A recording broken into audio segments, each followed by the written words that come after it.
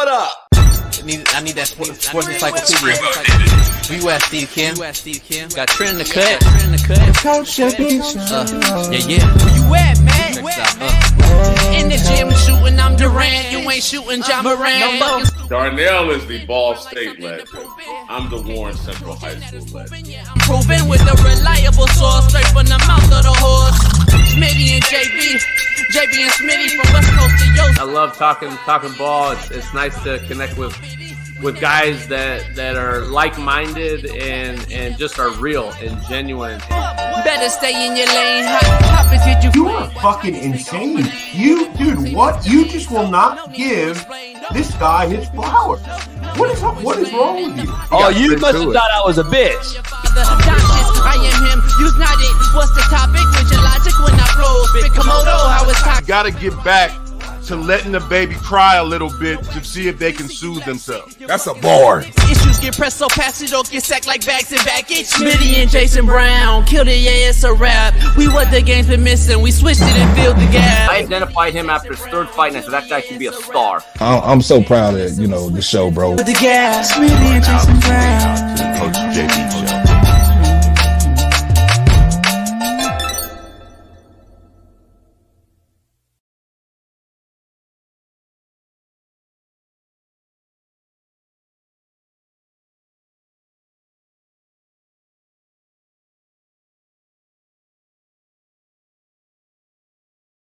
What up? We are in the building. On this truth-telling Thursday, right here on the Coach AB show with Big Smitty. Big Ass just woke up, and apparently, come on, Bubba. Come here. Apparently, these dogs are killers. They're the biggest killers. They should never be born. They shouldn't live, according to Matt Walsh. What a fucking idiot, by the way. God damn. How about you drop your nuts, motherfucker, and learn how to raise your dog? How about you do that? 35 years raising bullies and pits. I ain't never had a motherfucker open my door and go outside and bite someone. You fucking clowns. Anyway, what up? Let's start the show off right. Got the blood flowing, and it is a truth-telling Thursday, so let's get into it. Pound the like, subscribe, become a member of our Discord, Slap Nation. Download the app and find Slap Nation. Plus, find us on Winnable. Again, 2 days in a row, winner, chicken dinner. I hit 100%, 2 for 2 on both Winnable picks. Head on over to winnable.com/slap-picks because they are hitting. We got cappers from every sport joining us every day. Go on over there and check us out. And become the next big winner. Subscribe to our first down plan on winnable.com/slap-picks. We got a loaded one today. Steve Kim joins us, talk about all things Ryan Garcia. Plus, there's some breaking news on his testing. We're going to dive into it. But first of all, let's start right off with a banger. Hamas supporters vandalized World War I memorial in New York the other day. Want to be clear. We witnessed it on all our phones. You saw these paid agitators vandalize our World War I memorial in New York. I just want to be clear on all you historian buffs out here that says, oh, JB, stay out of politics. You don't know anything. Well, this ain't about politics no more. This is about doing what's right and what's wrong. There's a difference, just so you're clear. When I grew hair on my nuts, I actually knew the difference between right and wrong. We got these paid agitators on our own soil who are against our own people. Make it make sense. This war that apparently is being protested on our grounds was before Israel was even a fucking country. World War I happened before Israel was a country. Just so everybody out here is real clear, and I want to be clear, I give you guys a history lesson. Israel wasn't a country yet, but yet they're ruining our memorial, our World War I memorial that grandparents, uncles, family members died for. Just clarify. Palestine has never been a fucking country. Never. Just so we're clear, once again, how ignorant and dumb this whole protesting shit is on our soil.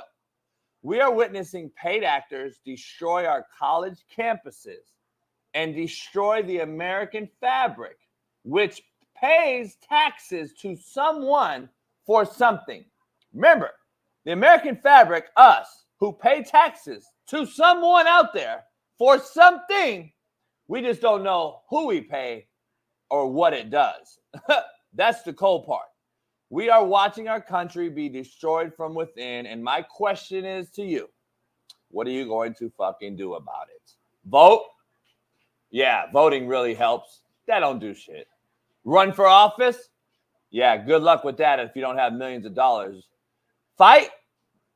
You gonna fight? Are you gonna stand up against it? How long can you sit back and watch our American flag be burnt on all our college campuses, on our soil, after all that our forefathers fought for? How long can you witness some radical groups claim to protest for a cause, only that cause is not even allowed in that country? You guys are claiming to be LGBTQ advocates, and they will behead you over there. Make it make sense. It's a joke, and there is always a telltale sign as why our government does what it does and what it allows. The truth will come out, but when it does, it may be too late. Let's dive into sports. Joker wins yet another MVP. SGA finishes second, but by a large margin. Right or wrong? We're going to dive into that. Trae Young leaves Clutch Sports, signs with CAA here in LA. Does this mean he doesn't have a shot at LA, or does he go with LeBron in LA? Or does LeBron head to Atlanta? We're going to dive into that. Jalen Brunson leads the Knicks to another victory. After 4 40-point performances in a row, he ended up dropping, I think, 27. He got hurt in the first quarter, missed the first half, and comes back in the second half, and the Knicks go on a 38-16 third quarter run to blow out the Pacers in the second half and end up holding on late in the game. The head of the NYSAC,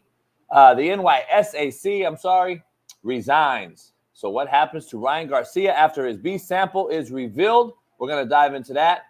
Dodger announcer eats his words as he predicts a no-hitter. Before the first pitch is even thrown, he says, I call a no-hitter. And the Marlins hitter takes the first fucking pitch deep for a home run. What a fucking idiot. But before we begin, my wonderful co-host, Ball State legend, Naptown's finest, 317 Far East Side great, and AR5 defending, Lamar Jackson loving, LeBron hairline having, and Caitlin Clark jocking. Fox Sports' very own, Big Smitty. Clap it up for Big Smitty. Yeah.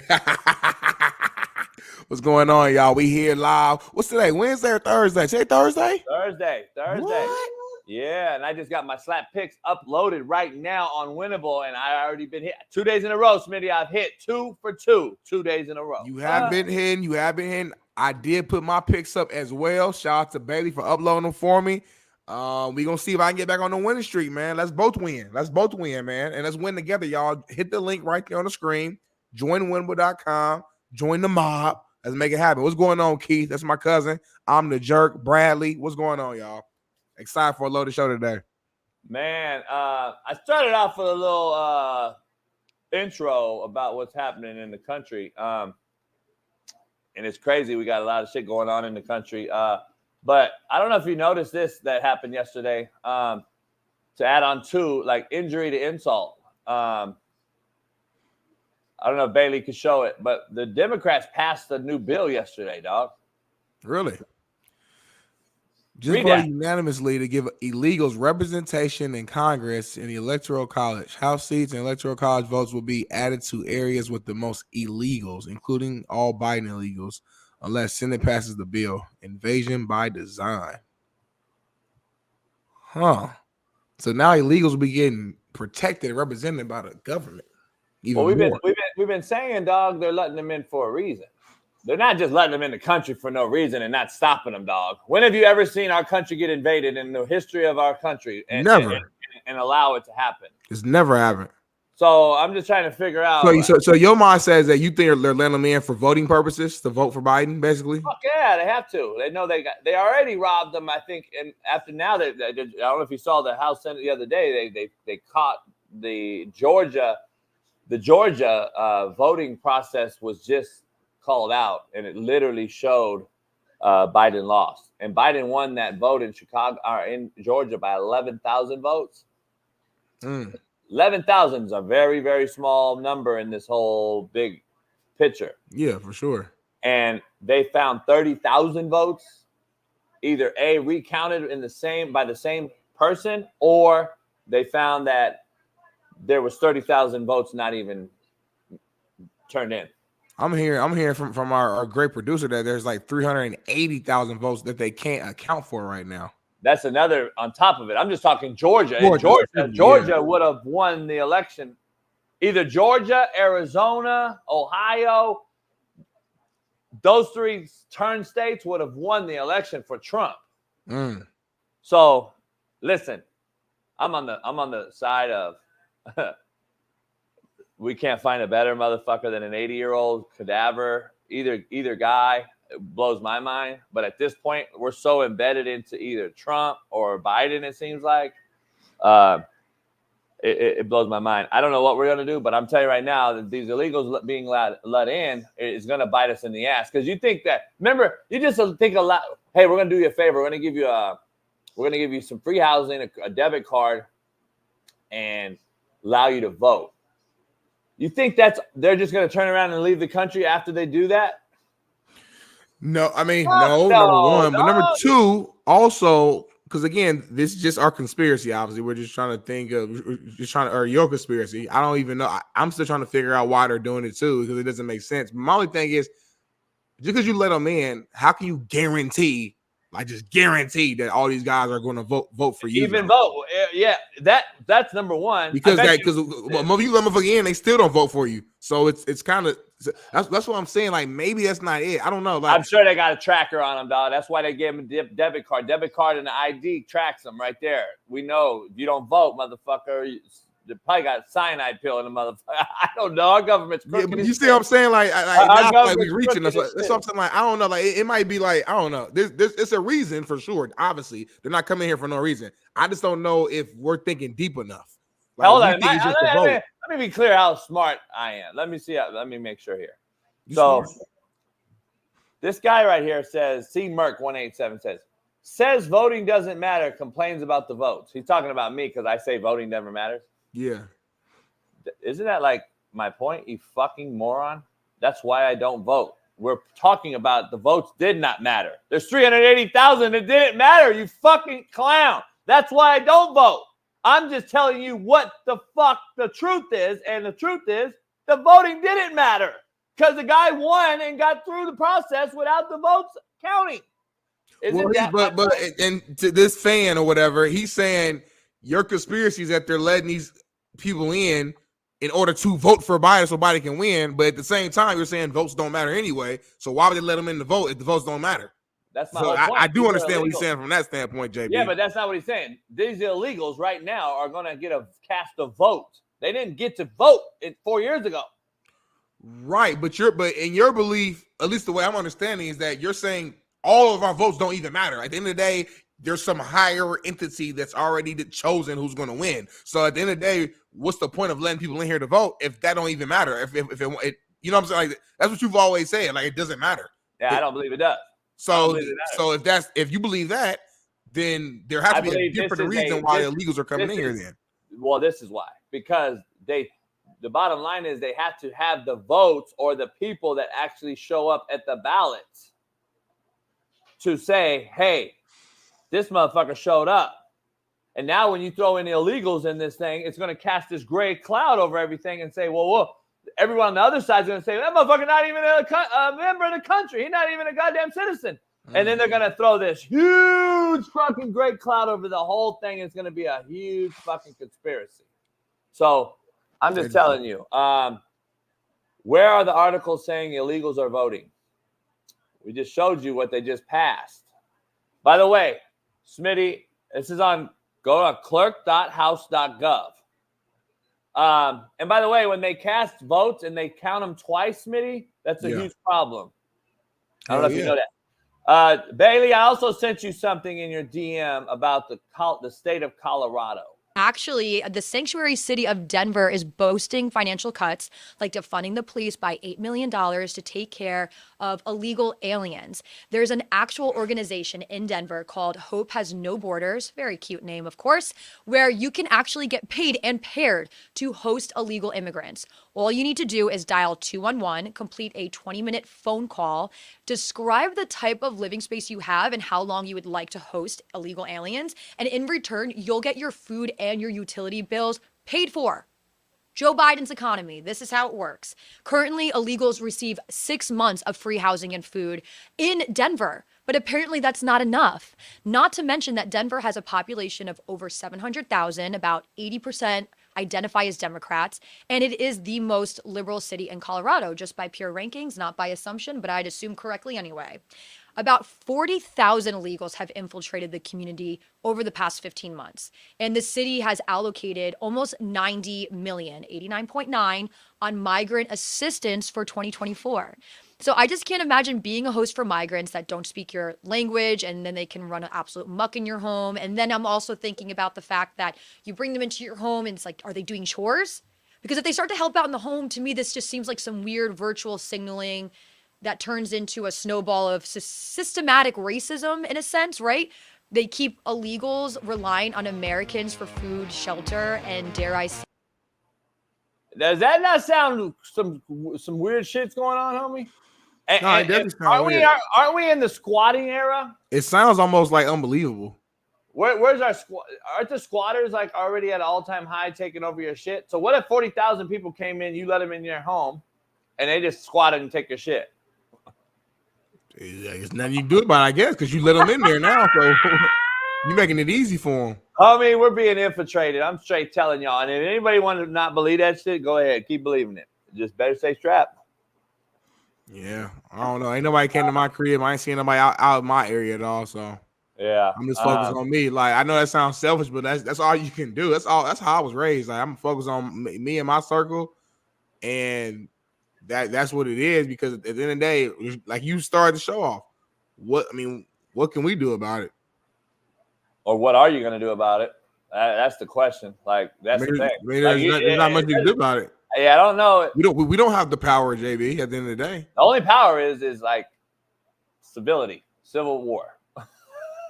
Yeah, but I ain't gonna lie. I mean, you're a little older than me, so maybe your mind different. I'm not trying to die right now, so I got shit I'm trying to get done. I'm 30. No shit. I ain't trying to die either. I'm just saying. Believe some real shit. Some older cats, they feel like they didn't see it all and been through life. That's older than me, though.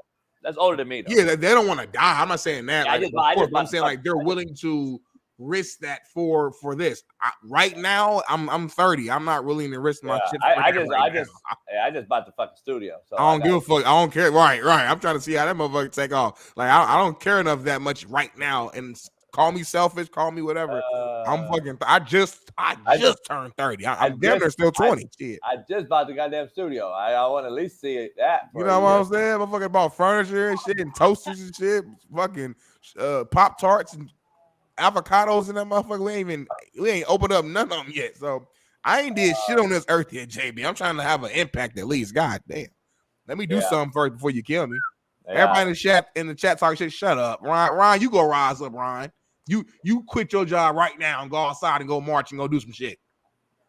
Once you start some stuff, Ryan, I'll join you. How about that? Yeah. You too, Brian Roach and Ryan. Y'all should call each other after the show. Team up, start some sort of little foundation, whatever. Get shit going. And once y'all start it, call me and JB. And then if it sounds good, I'll join you. How about that? You motherfuckers kill me, boys. Big Smitty, stand up and fight. What the hell you doing? Watching us. So shut the fuck up. They don't do nothing. They don't do shit. Let's dive into the quote of the day brought to you by betonline.ag.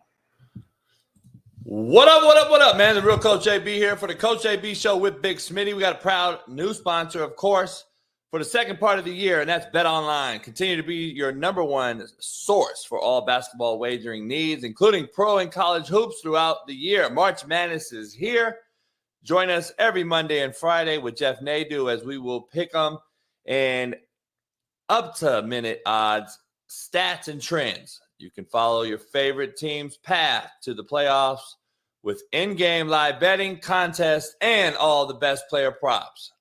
Experience the world's best wagering platform anytime from your desktop to your mobile device. Head on over to BetOnline today. Become part of the team and remember to use promo code BELIEVE, BLEAV, for 50% off plus welcome bonus on your first deposit. BetOnline, where the game starts. Peace. Quote of the day. The harder you work, the luckier. Damn. It's called rewind. Quote of the day brought to you by betonline.ag. The harder you work, the luckier you get. Ooh-wee. That's true. You create your own luck, JB. You do. I do truly believe that shit because I used to tell them guys, it's crazy how you get a lazy cat in practice as a coach, and then he goes through the motions, and then in the game, he blow out his hamstring first quarter. And I look at him, I'm like, yeah, because you don't fucking go hard in practice, motherfucker. It's crazy. That's just how it works. The harder you work, the luckier you get, period. Contrary to belief. Brought to you by Prize Picks. Head on over there and use the promo code CoachJB. Get $100 off in your first bet. If you have to beg someone to stay, they weren't meant to stay at all, contrary to belief. That's true. Hell yeah. At the end of the day, if you want to be there, you're going to stay there anyway. I shouldn't have to beg you. I stopped begging, dog, long time ago. I don't get scabs on my knees. I've been saying that shit since about 2010. Probably about 08 as a coach. I'm like, I ain't begging you motherfuckers. What year did you stop begging? 08. Okay. 08. That was a good year. I never begged, but I was like trying to think the best out of everybody, and I could save everybody. And I was like, no. It stopped the begging. The begging stops. It ceases today, 2008, when I was a head coach at Compton College. I was the youngest junior college head coach in junior college at the time. And I was like, I ain't begging you motherfuckers. I'm curious to see if I could do it now.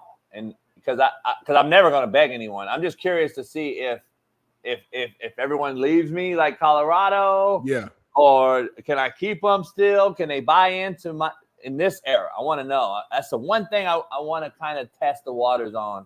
But, we'll see. So what you saying? I'm not saying nothing. Whole question. Something.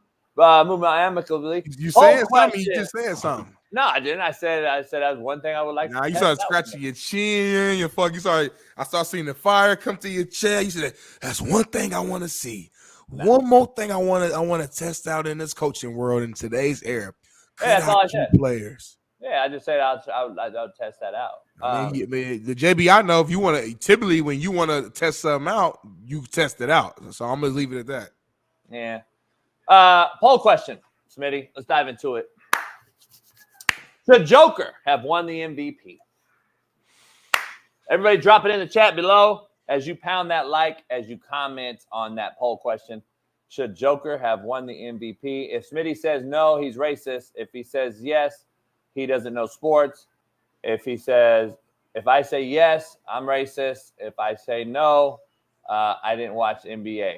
So, which one is it? Yeah. He deserved it, man. He deserved it. Like, I would have liked to see Shai Gilgeous-Alexander won because it was so unexpected that he was going to play at that level, number one. Number two, the fact that he led this super young team, the youngest team we've seen maybe ever in a long time, to a number one seed was super impressive. But the race was so damn close that it's like it's a pick 'em. It's like if you pick Shai, nobody's gonna argue. You pick the Joker, nobody's gonna argue. The Joker, I mean, again, the numbers, they don't lie. They're a top 3 seed. I think the top 3 seeds in the West were like a game apart. All three. No, they had the same record. It went to a tiebreaker. I mean, that's what I'm saying. Like, it's one of them. Like, it's like if you go with Shai, you can't be mad. You go with Joker, you can't be mad. Again, it's a regular season award. Obviously, the playoffs don't matter. Just regular season. They both did did their thing. Honestly, I think right now we're tired of seeing the Joker win or be in the conversation for MVP. So we kind of just want something like new and fresh. So I think that's part of it. If this was his first MVP, this wouldn't be a conversation. I don't think. I think we all be like, all right, cool. But since he's already won 2 before this, damn near won. People say he should have won last year over Embiid, if anything, keeping it funky. So like, it's the fact that he's just been in the conversation for like 4 years straight. People just like, oh my god, he's gonna just keep winning. Here's a head-to-head comparison. So minutes played, 2,700 to 2,500. SGA only played 200 less minutes. Field goals made, Joker had 822, SGA had 796. Field goal attempted, SGA shot more, 1487 versus 1411 by Joker. Field goal percentage, Joker's 58, SGA's 53. Joker hit 83 threes, SGA hit 95. Now, this is a center, only 12 threes behind. 3-point attempts, Joker shot 231 threes, which is, again, back to my whole point about the big man going outside on the perimeter debate. But anyway, 3-point percentage, Joker's 35, SGA's 35. Free throws made, SGA shot almost 200 more free throws and made over 200 more as well. And he was also a better free throw shooter at 88% compared to 81% for Joker. But offensive rebounds, of course, Joker had 220, SGA has 60. Of course. Rebounds, 976 to 400. Assists, Joker has 300 more assists than SGA as a big man. Joker had about 65 more turnovers, and SGA had about 40 more steals. Interesting. And SGA had 1 less block than Joker, which is, again, my point of the big man being irrelevant in the paint. And then points scored, SGA 2,200, Joker 2,000. So his average a little more high, but listen, I don't know the argument. Shaq's whole argument was kind of a slap in Joker's face as well, because if you look at the whole body of work and the stat lines, I mean, you can't really argue the stat lines. Joker's stat lines are still unbelievable for this reward. SGA took a team, though, that no one thought should be in the hunt. Is the first number 1 seed. They're the number 1 seed. Yeah. Which, again, though, like Shaq said, so then change the name for the award. Because most valuable to me is exactly what that means. And I don't know if SGA is not the most valuable player.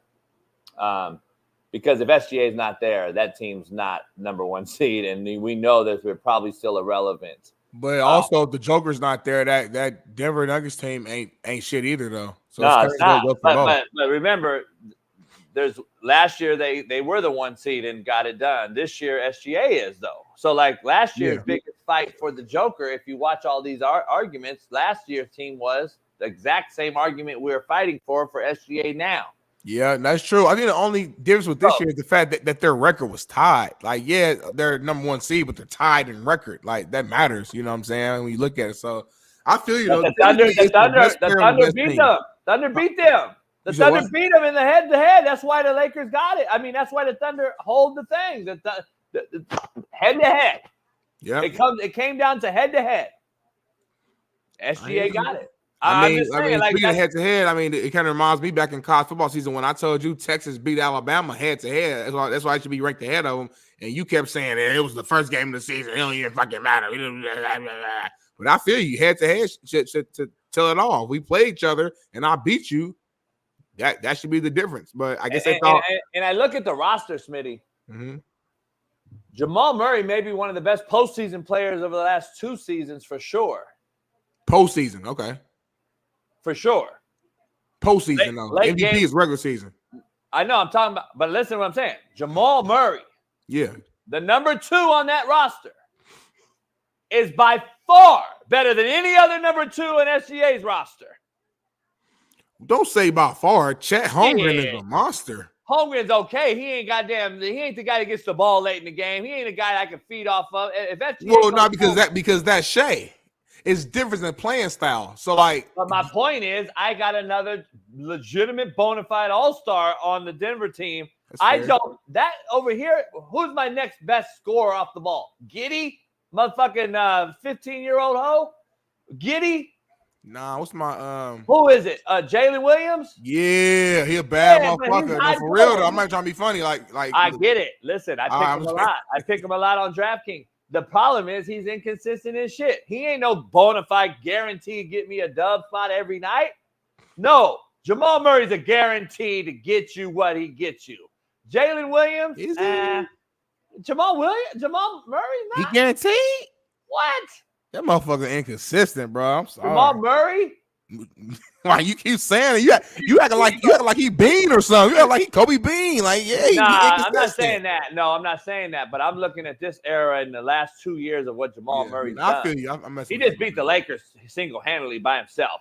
Number one. Well, with the game winners, he didn't play well. He didn't play well in the series. He made 2 game winners. He had 30 twice. I don't know. I mean, that's pretty good. Like, listen, we're talking about a guy that's on the 3-time MVP's team, and you're sitting here, we're arguing it in the chat about this guy's inconsistent. He's the number 2 on the 3-time MVP. He's not like he's solo and Joker's the number 2, dog. Keep it real. Like, this guy's not the guy that just controls the whole narrative. Joker brings the ball up 50% of the fucking game.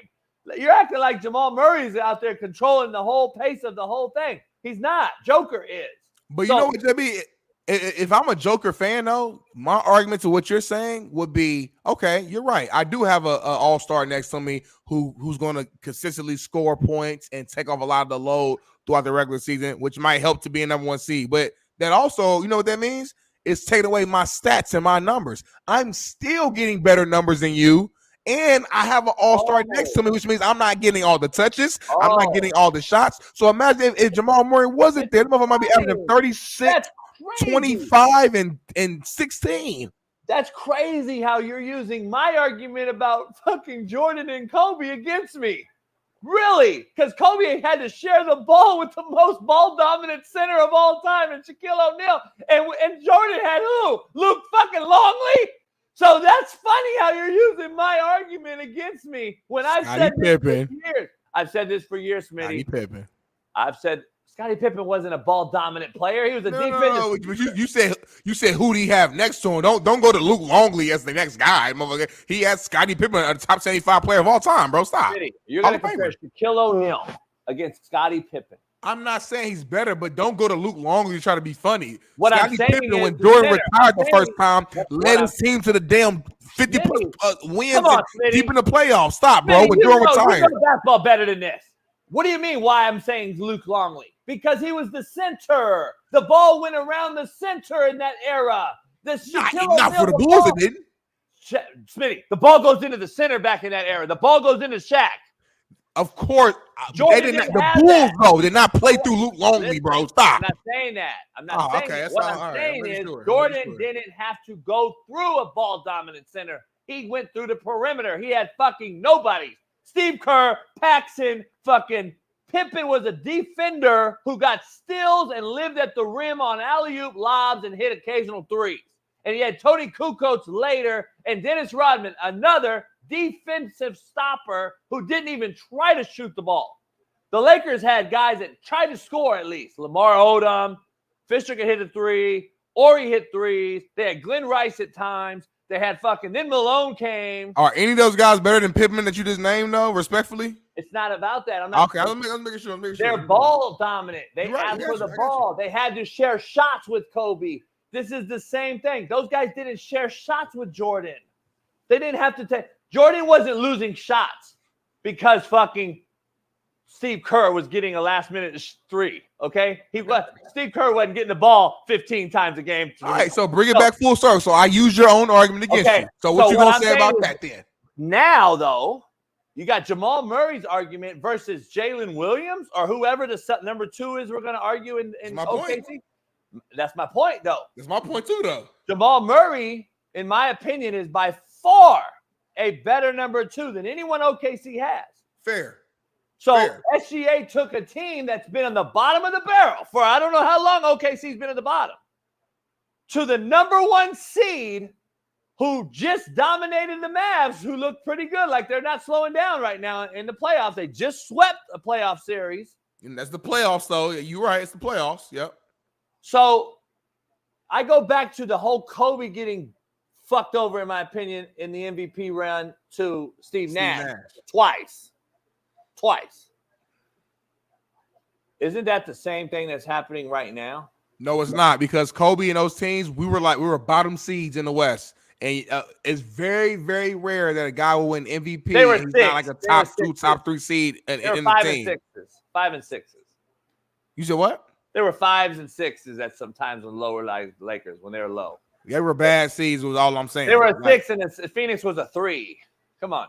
Bad seeds is all I'm saying. And when you say most valuable, well, that has to equate to wins at some point. You can't just be most. It's not the best player award, and for so long, that's how I looked at it. The best player award. It's not that. It's the most valuable player, and value has to equate to wins to some degree. Now, there are some outliers. I think Russell Westbrook won MVP like as a 5th or 4th seed because he was averaging a fucking triple-double for the first time. We hadn't seen that since Oscar Robertson. He did something so crazy, so unique that we had never seen since Big O. That was like, fuck, we gotta give it to this cat. All I'm saying, that's an outlier. Typically, it's the best player on the best team, and you could.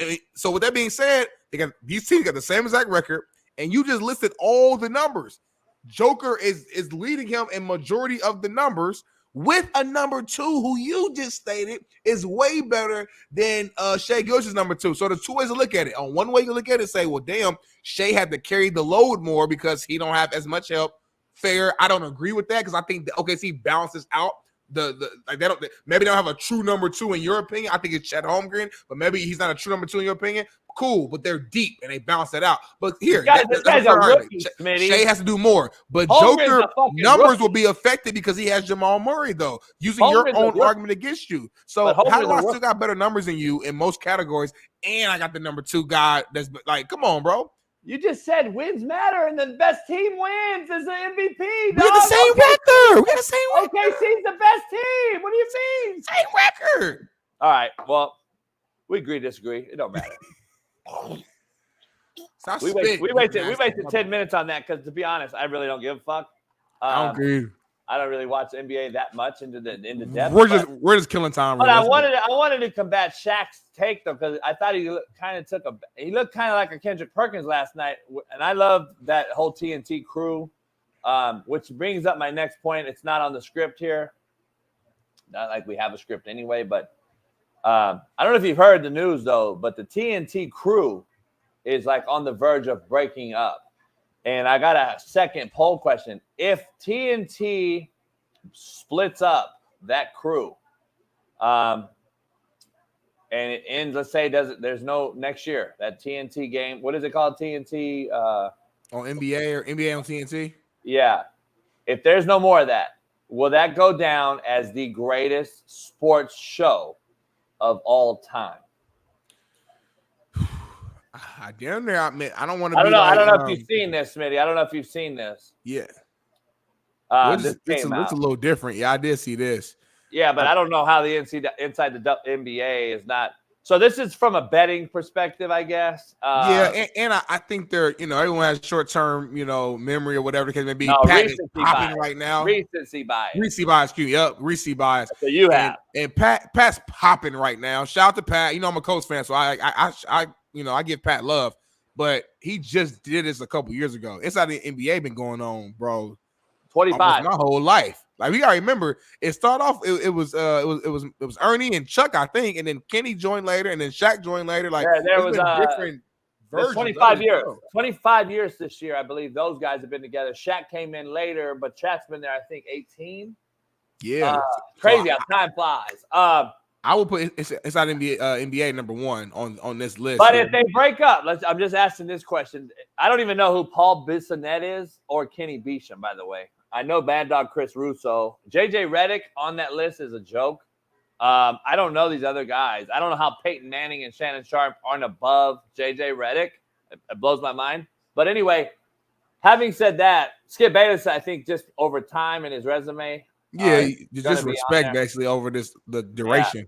Mad Dog Chris Russo, I love to death. He's gonna come on the show. I've been on his show. He's on ESPN now. He's the guy that long time radio go respect. You know, Yeah. long time. Yeah. I don't know how he's below two guys I've never heard of.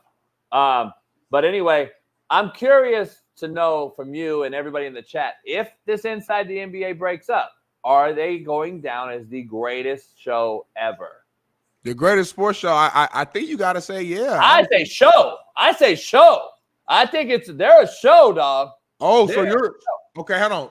Give me some clarity. So, like, are you putting them in like the same realm as like Sopranos, or you mean I like 2.5 Men, dog. Two and a half Men had a 13-year run. Let's just put it in perspective. Friends, one of the most well recognized, had a Seinfeld had a 13-year run. Seinfeld had a 14-year run.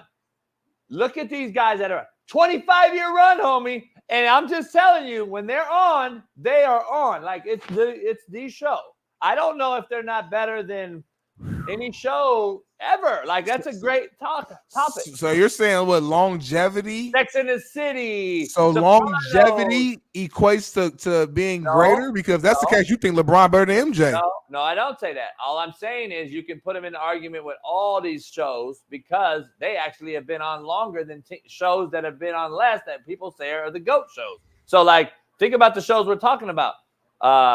All these shows from history, Married with Children, I grew up on, Good Times, The Jeffersons, all these different shows. None of them lasted this long, and I don't know if this show ever had a drop-off. Like, Martin, loved Martin to death, had a drop at the end. They lost some it's hard to compare, JB. These are completely different entities. Like I get it. But I'm just saying, for entertainment value, Smitty, just sitting down at the chairs, entertainment value over time. It's a hell of a topic. I'm just throwing it out there. I'm not saying even that I agree or not agree. I'm throwing out the question. It's just different for me. It's hard to compare those because, like, I just know. I mean, the production that has to go into both are completely different. This is a opinionated show, reactionary show based upon games, and this type of show can go on forever because, like, all right, there's different games every single week, every single day. I'm gonna have a different reaction, and I'm just being myself. I'll see you later on. Yeah, no, I just told TikTok they're gonna suspend me because I'm smoking a stick. Okay. Because TikTok's soft as shit. It's a good conversation to have. It's just different though, bro. Like Sopranos, man, the Wire, like these are shows you have to actually act and put together storylines. Like Inside the NBA is just them, their real personalities, reactionary, you know what I'm saying, input to the games and adding their jokes into it. Hell of a show for what they do. I just can't put them in the same category as these actual, you know, like linear, like TV shows, that we watch with acting in it. But I mean, hell of a show. I think it's the greatest, like maybe sports show of all time. And yeah, it's kind of sad that they might break up, but I think the NBA is about to do like a new contract potentially with NBC, and it'll go back to like your days though. Yeah, I didn't tell you. That's my bad. I know you know, but everyone wondering, TNT may lose the NBA contract. That's the reason why they could split up. Also, Shaq and Barkley did a deal 2 years ago where they said, listen, I'm not going to extend the contract if I don't have anywhere to go. They tried to keep them in TNT, even though they had the opportunity to say, hey, you might not be re-upped in 2 years with the NBA. Why would I stay on TNT? And they got pissed. Barkley and TNT had a little spat, and that's why Barkley was considering going to Live Golf. Just so you know, Barkley and Pat Perez are neighbors. They're really tight, and this is something that I do know. Barkley really wanted to leave and go to Live Golf because he thought this was going to be the end. But he ended up staying, and now it's coming back to full turn again, where Barkley could be the new voice of Live Golf if this thing goes sideways. Does Live Golf, and excuse me for my ignorance, but does Live Golf have like actual like sports show leading up to the events, or would this be like a new thing they create or something? Well, they're on CW and Channel 5 or whatever. They're on CW, KTLA, whatever they're through. But they're supposedly dealing with Fox and a couple other big ones for next season when it starts up to get an actual TV channel. Right now they're streamed out And it's just that's the one thing hurting the live because they had 50,000 live spectators in Australia 2 weeks ago. Jeez. So it's off the chain in person, but nobody sees it. So like because they're on CW and all these different things. So it's going to be interesting. But a guy like Barkley, I think would automatically drive whoever to say, hey, let's do something. So I don't know. We'll see. But the Live is a non-woke network. I don't think Charles Barkley's woke. I think that even though he came out and said the whole thing about Trump, he's an independent thinker, just like you say you are. Like, listen, y'all, just because you agree with some stuff that the left says doesn't mean you're just woke. Like, in my opinion, I don't think everything on either side is right. I want to make that clear. If I agree on something that the Democrats are saying, a few things, it doesn't mean, oh, Smitty is woke. And if I agree with some stuff on the Republican side or the right side, doesn't mean, oh, he's conservative. Motherfucker, I'm a human being, and both sides have certain things that I think is trash. They both got certain things that I think are right. To me, you're crazy if you think one side is 100% wrong on everything they say. Like that, to me, that's just a complete bias, and just you're so one-sided that you just can't see anything else. Both sides got some shit that like. By the way, just so we know, during COVID, this whole woke word was used, and it became famous. Yeah. Let's just keep it funky. The woke word was used to describe black folks during the protest of BLM and so on and so forth. All black folks, everyone I knew, that homies and everything, was like, stay woke. And what they meant was, which I've had these conversations, watch your six, keep your head on a swivel, watch your back. That is what they meant by saying stay woke. Stay alert, stay ready. We created a woke. Then we created the woke, came up behind it, which was the Alphabet Mafia. They included everything into our shit. The LGBTQ and all that shit came and created the huge woke situation where they were like, all right, now it's these left liberal women, white women, who are the number one woke, just so we're clear. Yeah. White left swinging women.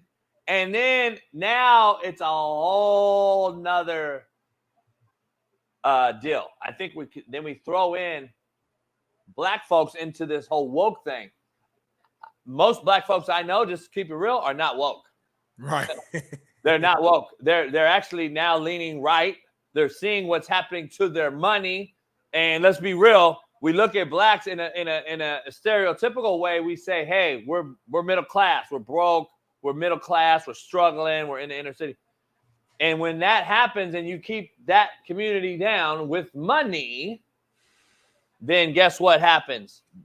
The black folks will wake up too and say, hold up, we ain't getting no money. I got to pay taxes on top of the money I'm not getting. I need to go right. That ain't being woke no more. That's actually staying awake. And want some money. So it is what it is. But the whole woke thing, to me, I don't believe there's a true definition of what woke is. I think woke was a word we created that just say, let's just keep it real. Let's just say that it's like you're made up human or you're fucking weirdo fucks. Let me dive into this real quick, though, in the sports world. I don't know if you saw this, but I thought it was hilarious. And this is why I hate when Smitty says facts. Take a look at this baseball announcer calling a no-hitter. No-hitter, and then bro got quiet. He didn't say nothing. I want to hear the motherfucker. Why did the motherfucker didn't say nothing? He was speechless. I'm assuming it was obviously a joke, though, but that's funny as hell. Nah, they made the graphic, homie. That motherfucker was serious. I mean, why would they go into the beginning of the game just assume he's going to get a no-hitter? Because that guy was on fire lately. They've won so many games in a row. They're at home. Yamamoto? Yamamoto. Say his name again. Yamamoto. No, it ain't Yamamoto. How much you want to bet? Let's bet. The last name by itself. I think this is the wrong way. Listen to it. Just the last name. Yamamoto. Watch this. Listen to what he said. This is his first name. but we are already a no-hitter alert. Yoshinobu Yamamoto, before he throws a Yoshinobu Yamamoto. That's the first name he said. Not the what? last name. Nasha what? Yoshinobu Yamamoto. It's real simple, bro. Yoshinobu Yamamoto. Yoshinobu Yamamoto. I got homies named Yoshinobu. That's a regular name. Yoshinobu It ain't Yamamoto. Yoshinobu. Yoshinobu Yamamoto. We call him Nobu for short. Yoshinobu Yamamoto. I think the guy pitched like 13 or 14 straight no-hit innings, no run innings. And that's why the guy was like, he's on fire. Whoop, whoop, whoop, whoop, whoop. So Yoshinobu Yamamoto. Shout out to him. The Dodgers been balling, bro. When next time me and you gonna go to a Dodger game? The next time, or when am I going? When are we going? Whenever. Hey, Bailey, I just sent a group text to you and Smitty. Can you put that in the show? And we'll ask the audience what they think.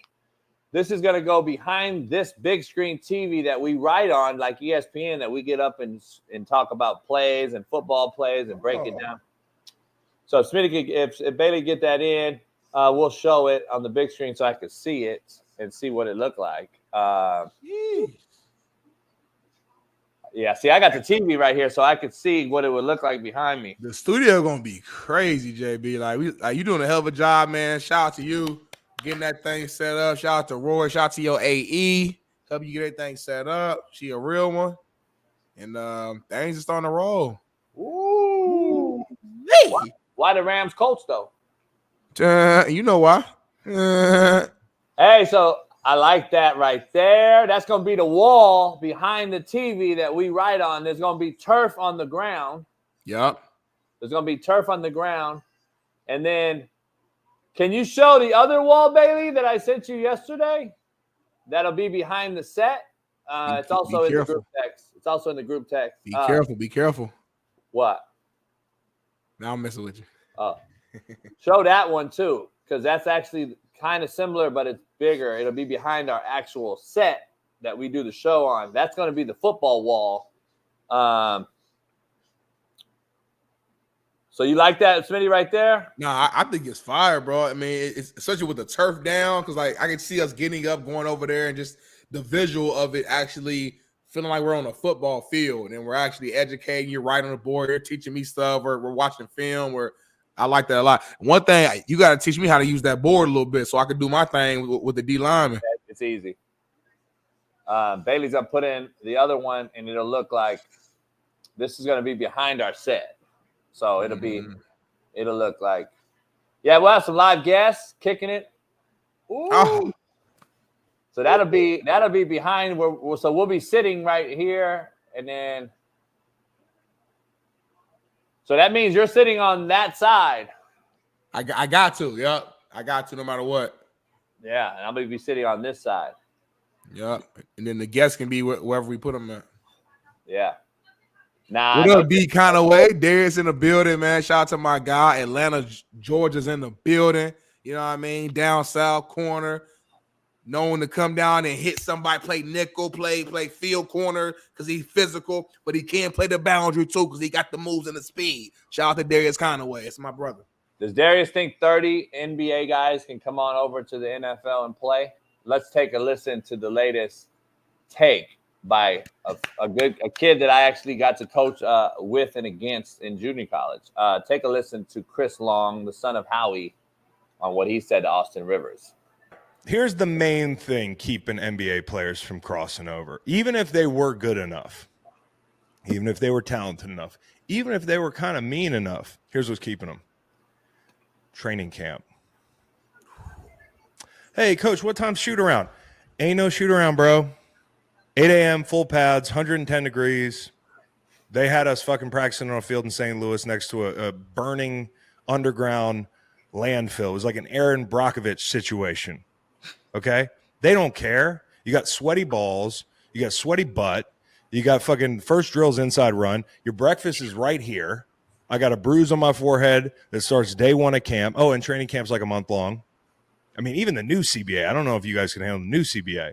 Oh, and we got these guys called coaches who actually yell at you and say whatever the fuck they want to and treat you like employees. I don't know if you ever heard of those people. I know in your league, they just kind of make sure you get on the team plane and they know when to call a timeout. Matter of fact, Austin Rivers, you know what I'm going to do? I'm going to go coach the Clippers. Doesn't seem too hard. I'm going to go coach the Sixers. Doesn't seem too hard. Sports science guys, what do you think? Should I call a timeout? Should we give them a day off? You can't load manage in the NFL, bro. The minute a coach talks to you sideways, you're going to flip out. You're going to leave. The minute inside run starts and you're like, oh, wait, can I just play in the game, coach? Nah, that's not the way it works. It's not the way it works. I love it, bro. I love it. Obviously, I didn't play in an NFL camp, but I did many college camps. And if it's anywhere closely related to that, it's hell. I've been in it, and I'm gonna tell you, it wasn't even so I was in it in 2000. Ooh, so that was really like, yeah, it was, and you went straight from the fucking mess hall to a quick meeting to the field, whether it was shimos, shorts, and pads, or whether it was full gear. We had a lot of full gear practices in that early 2000s. By the way, they don't even do full gear no more. I know for a fact they couldn't have played at that era, but we have. You good to go straight through right now? Yeah, let's go. All right. I got something I brought up that we got a lot to discuss today before Steve Kim. But for 30 minutes, though, for a little bit here, I wanted to dive into something that I created last night. I actually did a deep dive with a buddy of mine who thought that we created a best case scenario, the best 30 players in the NBA who we think can at least have a shot at playing in the NFL. Okay. So I did a full breakdown, Smitty. And here it is. I'm just going to run through the names, and you tell me yes or no, or why not, or why so. Shout out to Darius, new member, my guy, my brother. We need all of Atlanta becoming members today. So we got 30 players in the NBA who we feel that either body structurally, athletically, can play a few different positions, has at least a shot at it. Right. All right, you ready? Let's do it. Number 1, Jaylen Brown. Can Jaylen Brown come over and play any position in the NFL and go through the rigor, go through the wearing the gear, going through the press coverage, or being able to hit somebody on the defensive side of the ball? Give me one. Just give me yes or no and why or why not.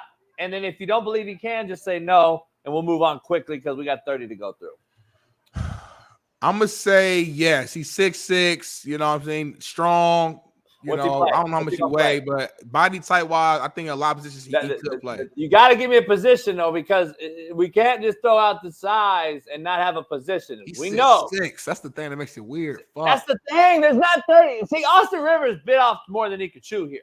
I would have to say rush in, but he ain't big enough. He should have said a couple guys. Yeah. But he fucking said 30, and that's why he's an idiot. See, G Wizzle, I was thinking safety initially, but he's 6. I guess safety, he's 6'6". That's a tall ass. What is he gonna play? A box safety at 6'6"? That's what I'm saying. Like he had to be a DN. Is he guarding Tyreek Hill? Yeah, he can't do that. Come on, man. People don't think. It has to be tight end. It has to be tight end then. This motherfucker just said anything, bro. People don't realize. They think just because I can go out and play football. No, it doesn't. And he's not. So now guess what he plays? By the way, I bet you 30 of these guys that we have on here, 25 of them are going to say wide out because we're going to throw the ball up to him. Like, shut up. You motherfuckers have no clue what this really entails. I'm going to say no because he ain't physical and doesn't have the balls to play DN, and he sure ain't no offensive tackle. And the only other thing we can sit him at is a tight end. And if he's at tight end, is he going to catch the ball over the middle and run through and get off the Sam Backer, mugging him on the line of scrimmage? No, he's not. So stop it. What? Fuck. What? Who's this? DJ Johnson for the new studio. Just sent us 500 bones. I had to stop the whole show. Clap it. Man, shout out. I wish. I don't wish. I appreciate it. Shit. DJ, for real. Do it again. Like, that was fucking. There you go. DJ Johnson is the godly. I'm speechless. 500 bones. Shout out to you, my brother, for looking out for the show. Whatever you need, hit us up. Golly. That's what we doing on a Thursday? Y'all got paid a day early? Shout out right now. He's right paid a day early, JB. I never get paid on Thursdays. Yeah, we gotta move him to the top of the contributor list. He's right up there with another person that sent us 500. So shout out to him. We got to see. I don't know how we pull it though to get it on the GoFundMe. I don't know how we do that, but we'll figure it out. Appreciate you, DJ. Much love to you. Man. But back to your list. So you're saying, so real quick before we continue, you picked 30 guys that based upon size, athleticism, could maybe have a potential chance. And we're gonna go through and say, do we think they would or not? Because I'm gonna be real with you. If that's what we're doing, I'm probably gonna say damn near no to all these motherfuckers. I really don't. That's my point, homie. That's why this guy spoke out of his asshole. Okay, let's go to number 2 then. We're gonna say no with Jaylen Brown. Let's go to 2. Jason Tatum. Oh no. Okay, let's go to 3. Drew Holiday. So 6 foot. Drew can play corner. Little decent size. Drew can play corner, I think. Little decent size on him. I'm gonna give Drew yes.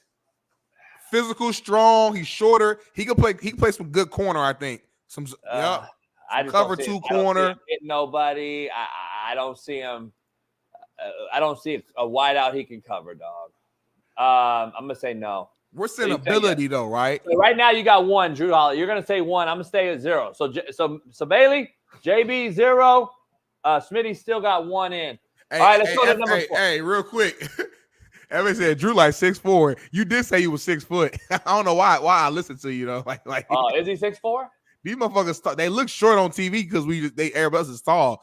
Ain't nobody really. If you 6 foot, you're AI or you're Nate Robinson. Yeah, like those guys are like 6 foot. Okay, so what Drew gonna play then? You gonna rethink that now? Because he's not playing corner at 6'4". He ain't got hips like that. Dog. Richard Sherman? He ain't got hips like that, dog. Drew Holiday don't got no goddamn hips like Richard Sherman. He can't play no football then. Fuck no. So we're 0-0. All right. Outside backer? No. Fuck no. You think he's bringing wood? See, that's what people don't realize, dog. All right, let's go to 4. LeBron James. We saw him play in high school. We saw him. They threw the ball up to him. He ain't playing defense. We already know. Oh, no defense. He's and listen, 6'8", bro. Listen. We're using the words out of Austin Rivers' mouth. He said 30 now. So I don't care about. I don't want to give a fuck about LeBron James' age. He said right now. LeBron James right now at 39 years old. Nah, he can't. Impossible. And he's 6'8". They fucking his legs up every hit. Bow, bow, bow, bow. Go sound like a damn Sexy Red song. Bow, bow, bow, bow. His legs getting tore up. We're gonna say no. All right, number 5, Anthony Edwards. Come on, all right. Yes. What does he play though? I know he played high school. I know he's got decent film. What is he playing in the NFL? Dog. What's his measurables? What is he? Let me see real quick because that matters, bro. What is he? 6'4"? 6'4". How much you weigh? Approximately 225. Oh, dog at X. He's playing X. 6'4", 225. Like that's the ideal X receiver, bro. And he's a dog mentality. All right, I'm gonna keep him off defense though. I still don't see him on defense. I'm gonna say receiver. We'll say yes. X. He's playing the X. So we're both got one guy right now, Anthony Edwards. Yeah. All right, let's go to this guy. I found this guy very intriguing. That is a possible. It's like playing spades. It's 1 in a possible. Dylan Brooks. DN is the first thing that comes to mind. If he really thinks he got that dog in him. Playing X receiver. Is he a real dog though, or is he phony? I don't know, dog. Dylan Brooks. I'm gonna say a maybe right now. I'll come on phony to me. I'm gonna say no on my list. All right, no. I'm gonna say no too then. Let's go to Zion Williamson. I say fuck no. There's not a goddamn way he gets through a summer. He doesn't go get through OTAs. He don't get through mandatory minicamp. He don't get through first day in pads. Zion Williamson is overweight. You know how hard it is to run with that gear on. He would lose 30 pounds just off sweating. Yeah. In the gear. And then he's going to be bitching and moaning. There's no way Zion can play. You'd have to put him at either DN or tight end. Yeah, DN or tight end, but you think what is he? What is he? 6'7"? About 6'6", you know what I mean? 285. So Myles Garrett. Well, I mean, I ain't saying he's Myles Garrett. He's Myles Garrett's size. He's Myles Garrett's size. Yeah, I mean, I think Zion can play a little third down DN. I don't see it. He'll quit. He's hella explosive, JB. Dog, he don't even play basketball. How are we gonna use this? I said third down though. Third down. I would put him inside if I was a coach. If I had to, definitely getting hurt at 3 technique. But he's gonna be quicker, hopefully, than the guard, and that's the only tall to inside though. You don't got too many tall 3 techniques. I mean, you got DeForest Buckner like that. You get some big Gilbert Brown. You get some big 6'5" guys in there. You got some DeForest Buckners. I'm just saying, but typically if you that, I don't. We saying no? No way mentality. No fucking way. All right, no. Let's say no. Let's go. John Morant. No. Steph Curry. No. Draymond Green. We saw it. No. Marcus Smart. Intriguing. Let me see. Let me see what his measurables are. Oklahoma State. You know what I'm saying? He actually is a tough dude for real. 6'3", 220. He's not crazy fast. He's kind of like a tweener, like 6'3". He's an outside backer by size definition. He's a tight end maybe in the slot. Plays like a Kelsey. He's kind of shaped like Fred Warner a little bit. He's kind of Fred Warner-ish though. He's not fast enough though. I don't know. I could just try to imagine him trying to wrap somebody up. That's what people don't get. Like, where are they going to play, Austin Rivers? I don't think Marcus Smart is soft. Fucking Marcus Smart. Like, these motherfuckers have no clue. Talk about just going in and playing right now. It's the dumbest fucking take I've ever heard. But again, JB, like for the purposes of this segment, like, let's be real. Nobody can just go play right now. Like, of course. But for the purpose of this segment, what are the guys that, based upon what they... But you can go from football to play basketball and get a bucket at least. See, that's the difference. These guys are saying that you could go right in the NFL and play. We all know you can't do that. But you can go from Max Crosby, Myles Garrett, and get a bucket in an NBA game. He's not going to go ball. They're not going to go ball. But the difference is not one NBA player can go play and perform in the NFL right now today and go through any sort of fucking initiation process. Not one. But an NFL player can go in the NBA right now in a playoff game and get one bucket. He's in a playoff game. Fuck yeah. Game on the line, JB. Myles Garrett's going in and getting it. He's going to draw a foul, get to the line. Guarantee you. He's going to get one of these guys. See, that's the thing. This guy, Austin Rivers, has no fucking clue about. So, okay, where are we at with Marcus Smart? I'm going to say no. All right, it's no then. Aaron Gordon. He's another wideout. Throw it up to him. He ain't playing nothing else, Smitty. What is he going to play? Wideout's it. And just throw it up to him. That's it. Yeah, but give it to him. No, I think we got to put a yes on Aaron Gordon. It's just a jump ball throw up guy. That's cool. Mike Williams. He's a go straight deep threat. That's all he do. All right, you're gonna say yes. I'm gonna say no.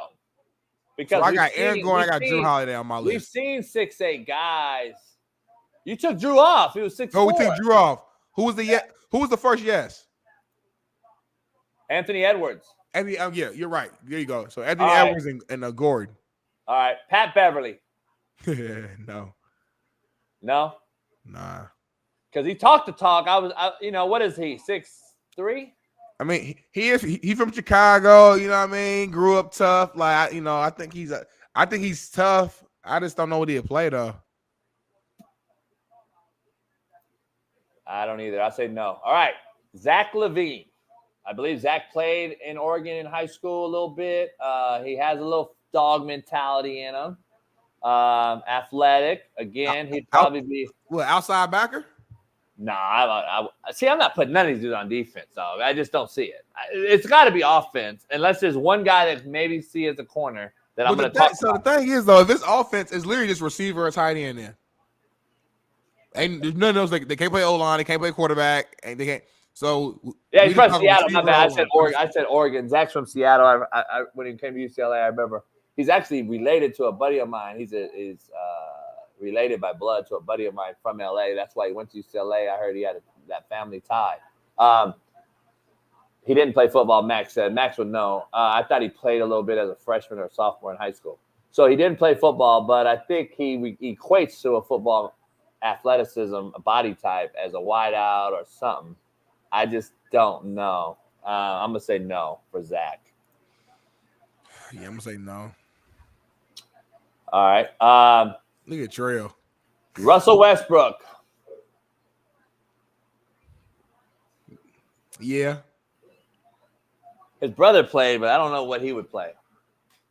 I just don't know. He's out of control. He's I don't Kickoff. Running down on kickoff? Yeah. But that's because he's out of control. Like he just fucking just go. He ain't hit nobody though, dog. I've seen him try to fight. He not hitting nobody. He might not hit, but he'll make somebody cut back into the person who's gonna hit him. That matters. You see him try to fight. Don't do Westbrook like that, bro. Don't come I'm just saying, dog. The somebody can't fight don't mean that's the other part about this, though. That you and I both know. This is the other part about this, though.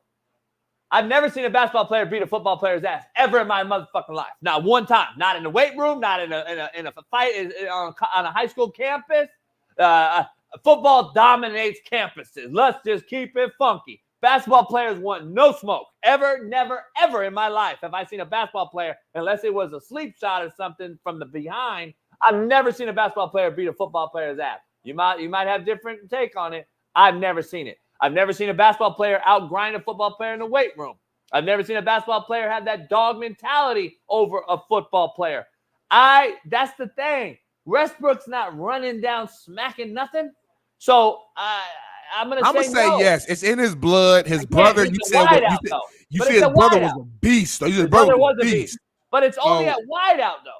He's not a defensive. He's gonna play wideout again. From the West Coast, another jump ball guy. If you want to put him on there, go ahead. I'm gonna put him at wideout though. He's affiliated. All right, I'm gonna put him at wideout. You know. All right, you're gonna say yes. I'll say yes at wideout. Number 2, I got Westbrook. Next. SGA. Nah, he's from Canada. So he just out because he's from Canada. Off the bat. They don't play football there. Like CFL, but he ain't. All right, Banchero. Ooh, I like Banchero. I'm not gonna hold you. Strong. I watched him play the other day though. He got a little bit kind of stiff, a little bit. Yeah, I don't see where he plays. DN. I think he could play though. I'm gonna say yes. Banchero. I got Westbrook. I got Anthony Edwards. I'm missing somebody. Nah, you took Drew off. It was somebody we missing after. You added Aaron Gordon. I did, didn't I? You got 4 in there right now. Because Aaron Gordon and Banchero kind of similar body type physically and height and stuff like that. Banchero, I believe, did play high school ball, right? I don't know. I don't know none of these dudes' backgrounds as far as like he's another Seattle kid. There's about 4 kids from Seattle, like him. Seattle popping, man. Okay, Bailey. I know Seattle was quarterback. He played quarterback at Odeya. I'll play a little QB. So there's your quarterback, I guess. Good luck taking in the NFL, though. Don't read. All right, we'll put him in. Let's say yes. All right, Jalen Suggs, who played, was actually pretty good. I think he played quarterback as well. Jalen Suggs, yes or no? I mean, you say he played, I guess, but I'm gonna just say no. Suggs did play. Yeah, I believe you. I just you said NFL. I'm gonna say no. We ain't say football. We ain't say he had a better shot to me than Banchero because he actually was like he was a focused football guy. He was like legit. I saw his highlights. He was fucking pretty good. He could translate too and play like something like corner, receiver, slot. I think Suggs actually has that football mentality. I'm gonna say yes with Suggs. Where's he from? I'm not sure. Oh, okay. I don't think he's Seattle. I don't think he's Seattle cat. Where's Suggs from? I think he's I think Suggs played at I'm not sure where he played. It's all good. I was just curious, like the competition level he was playing against. Max said Minnesota. Max Hess. That's right, Minnesota. That's Minnesota. Gotcha. Interesting. All right. Yeah, he was a 4-star QB. You can have him. Dame Lillard. Nah. All right, no. Giannis, the only big man I got on here, by the way, because of his body type, and I don't know, I just threw him out there because of his stature, but he's either a stiff DN or a stiff offensive tackle or a stiff tight end. So really, what else is he? No. I'm gonna say no. He's too tall, too stiff. Going back to Suggs, I mean, now you sound like you right though. You said Suggs, Gatorade Mr. Football Player of the Year, and then my boy Toyo said he was Mr. Football and Mr. Basketball. So I'm probably wrong on that one. I saw Suggs highlights in high school in football. He was like that, huh? I don't know how good Minnesota football is, though. That's my only thing. It's horrible. That's what I'm saying. Like I probably would have put there and been a fucking All-American. I would have went to Ohio State instead of Ball State. I wouldn't recruit one motherfucker from Minnesota. I ain't never heard a football player from Minnesota ever. Jermaine Johnson's from Minneapolis. Oh, shit. Wow, outlier. No, Minneapolis got some brothers though. Minneapolis got some dudes. Okay. But like Bellevue High School is one of the best high schools in Minnesota. It's white boy. And my boy Kevin Casey played there. I watched this. I was like, holy fuck. They get beat by 1,000 in California. But Minneapolis has some ballers. Let me go to DeMar DeRozan. Played a little bit at Compton High. They were shitty. He got into straight hoop. Receiver? Yeah. I fuck with DeMar too, man. Like I think he a real. I think DeMar can play a little receiver. I don't know if I think he got out for a reason though in high school. Not only you know what? And I'm gonna go back. I'm gonna add Suggs to my list because I didn't know all the information. So I'm gonna say yes to Suggs too. The chat has turned me. I didn't know all that. Yeah, Minneapolis is in Minnesota. Gee Whizzle. Is Minneapolis the whole state? You fucking idiot. Is Minneapolis cover the whole state of Minnesota? God damn, you're a fucking idiot. All right, let's dive into Jimmy Butler.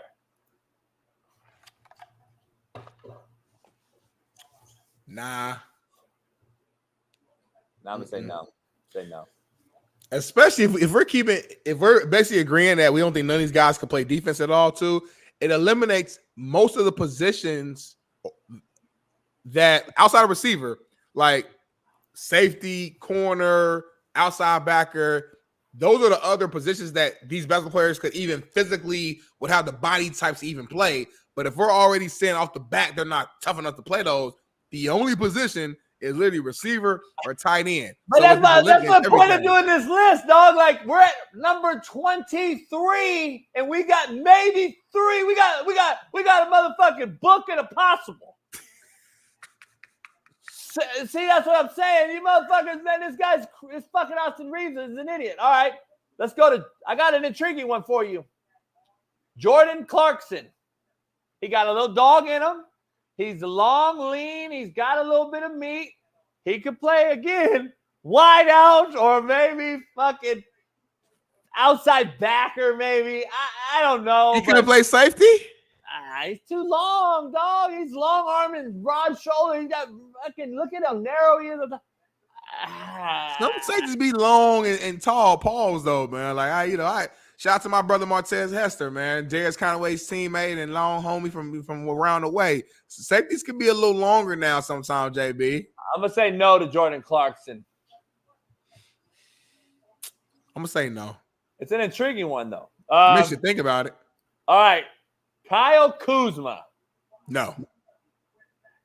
He said quick. All right, no. He's just a body type. Jordan Poole. Jordan Poole. Jordan Poole? No, hell no. Jordan Poole, the one that got punched in the no. All right. Here's another long-ass receiver, Brandon Ingram. No. Skinny as shit. Fuck no. All right, here's one, though, that I do like. Harrison Barnes. North Carolina. Ooh, let me see though. Let me see the measurables. Ooh, 6'8". Tight end is the only thing he could do was tight end. That's it. Nothing else. DN. Hell no. 6'8". Yeah, ain't none of these cats. I mean, I can say none of them. It's probably 1 or 2 of these cats can play a little D line. He ain't playing D line. He tight end for sure. 6'8", 230. If we're going to say yes, it's because he's a tight end. He's not inline blocking tight end, D. Jones. He's not fucking blocking Myles Garrett. Stop. Every tight end on block nowadays. I mean, shit, they got no, but he specifically said inline blocking tight end. No, I allowed him in a 6 technique and destroy this motherfucker, boy. Stop playing. That's what I'm saying, dog. Boys ain't blocking me. I'm gonna say no to Harrison. All right, here's one that's is an intriguing one. De'Aaron Fox, explosive. Again, I said yes to Westbrook, so I gotta say yes to De'Aaron Fox for the same reasons. Me for my list, I can't be biased. Like they're very similar, explosive, quick, around the same height, lengthy. So like, if I'm gonna say yes to Westbrook at kickoff or receiver, I think I gotta say yes to De'Aaron Fox. Fast as shit. You know, throw a screen to him, figure it out. Once that motherfucker gets boom-bazzled by fucking a Weddle type, his motherfucking ass is going to be back on that goddamn hard court so fast. Marvin Harrison played a long career. My guy barely got touched because he knew how to catch it, fall, go out of bounds. So if you can learn that, you might have a chance. Yeah, but learn it. He's talking about they can play right now is the context of this goddamn discussion. Keep forgetting. That's what we're forgetting. That's why how dumb and asinine this comment is. We're talking about training a dude. Stop. But again, if that's the conversation, then this segment is pointless because I'm telling you, none of them can play right now. That's the point now. we're making to this motherfucker. That's why we're doing this, because this is how dumb it is. All right, I'm going to say no to De'Aaron. All right, I put this guy in because everybody in my fucking DMs is trying to tell me, you can't tell me this guy can't play. Steven Adams. Now, fucking stop. Stop 7'2", stiff. Stop DMing me about Steven Adams because, he's a tough guy. He doesn't play football. No, he's not. And I don't know if he's 7'2". How tall is he? 6'11"? Oh, no, motherfucker tall. Who is he? He's 6'11", 7 foot. Let's call him 7 foot. Let's call him 7 foot. What's he playing? So offensive tackle? Man, I am destroying a 7 foot offensive lineman. Are you kidding me? It's a game of leverage. You 7 foot? I'm in your chest right now. Soon as the ball. Come on, bro. I don't care. No way in hell. There's no way. 7 foot? I'm here. All right. And number 30, Donovan Mitchell. Huh. Cornhole. Blake Griffin don't play no more, you fucking idiot. Huh. Interesting with Donovan Mitchell, though, because Mitchell, he is kind of like, he got good hips. Like 6'3".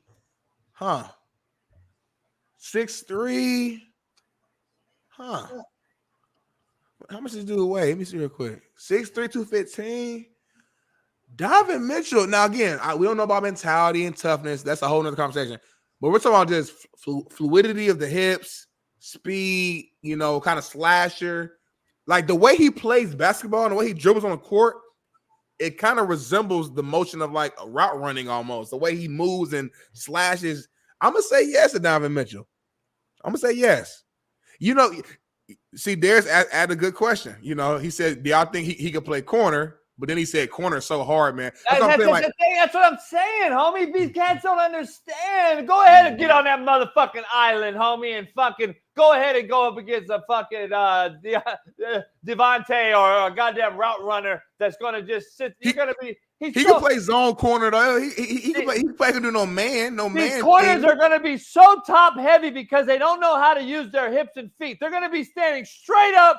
Someone's going to get into a route. These motherfuckers are going to think they need to sink their hips to get low as the receiver, and that motherfucker's going to double move his ass, and this fucking long-ass basketball player's going to be sitting out there like, hey, come on, man. Go fucking play corner. Get the fuck out of here. The only position we think you can play is corner, and you can't. Corner's the single hardest position in the fucking field after quarterback. You guys are fucking idiots. This whole basketball take is a bunch of fucking idiots. And, by the way, we're talking about playing now, Smitty, in the softest era we've ever seen. This is, let's just keep it real. We took pads away in practice. We got helmet condoms on now, the helmets. We don't have 3-a-days, 2-a-days, or otherwise. We have fucking more meetings now than ever. Come on, man. We're talking about the fucking softest time period ever, and this guy Austin fucking Rivers is literally looking like a fucking idiot the more I even think about it. Actually, it makes me more pissed off even more I think about it. Let's dive into our first guest of the day. Let's bring in our main man, the Korean Cosell, known on Whitlock as the Truth Teller, and it is Truth Telling Thursday. Steve Kim, come on in. Steve, we're doing a whole breakdown to make sure that everyone knows how stupid Austin Rivers is, because it is the dumbest take I've ever seen in my entire life. And we just broke down the 30 best NBA players that we think can equate to playing in the NFL, and we maybe see 2 guys, 3 guys tops. And it just people think, Steve, you can just come on over and play. And the context of this, Steve, is right now that he's saying that they can come over right now and play.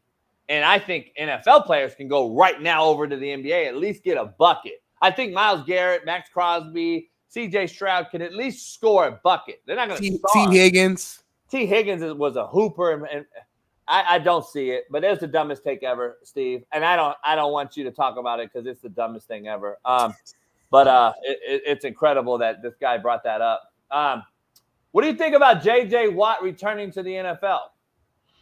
Look, once you're retired, just stay retired. I'm not a big – Whitlock brought it up to me. Let's not make this into the Rolling Stones or, Too Short's farewell album. He's had like 5 of them. Look, have some character. You quit, you're done. Move on with the next phase of your life. Be a good father. Raise your family. I don't really like to entertain this stuff. I deal with it a lot in boxing, which is, kind of sort of different. But to me, once the pilot light is burnt out, it's burnt out. I don't know why I'd bring you back. I honestly wouldn't. I'd just be like, JJ, you're good. Go on to the next stage of your life. Physically, you broke down a little bit at the end. You're going to be in the Hall of Fame. Get on with the next stage of your life. Steve Kim, so my only little comeback to that is that your GOAT in another sport, MJ did it. You love MJ. You had no problem with that. Right, and that's MJ. But here's the difference. MJ could still be the best player in the league, which he was. These guys can't. His effectiveness. Just for argument purposes, if J.J. Watt comes back and he, gets 8 sacks, are you now, I guess hindsight's 2020, or is your argument now only because you're assuming that he won't perform well? I mean, my assumption is that he's going to get injured again. There's a reason why he retired. I mean, look at his last 6 years. He was not that durable. He's still a tough guy, but he was not durable. His body broke down. Yeah. Look, as far as I'm concerned, once you're retired, just stay away unless you have something really left. And I know guys take hiatuses, but, John Riggins did it. John Riggins actually sat out a year, I think 79 or 80. And then the last 6 years of his life as a football player put him into the Hall of Fame. It's been done before, but I think it says a lot about the style of play that these guys still think they could take a year or 2 off, be retired mentally and physically, and then jump right in. Maybe they can because of the way the game's played today.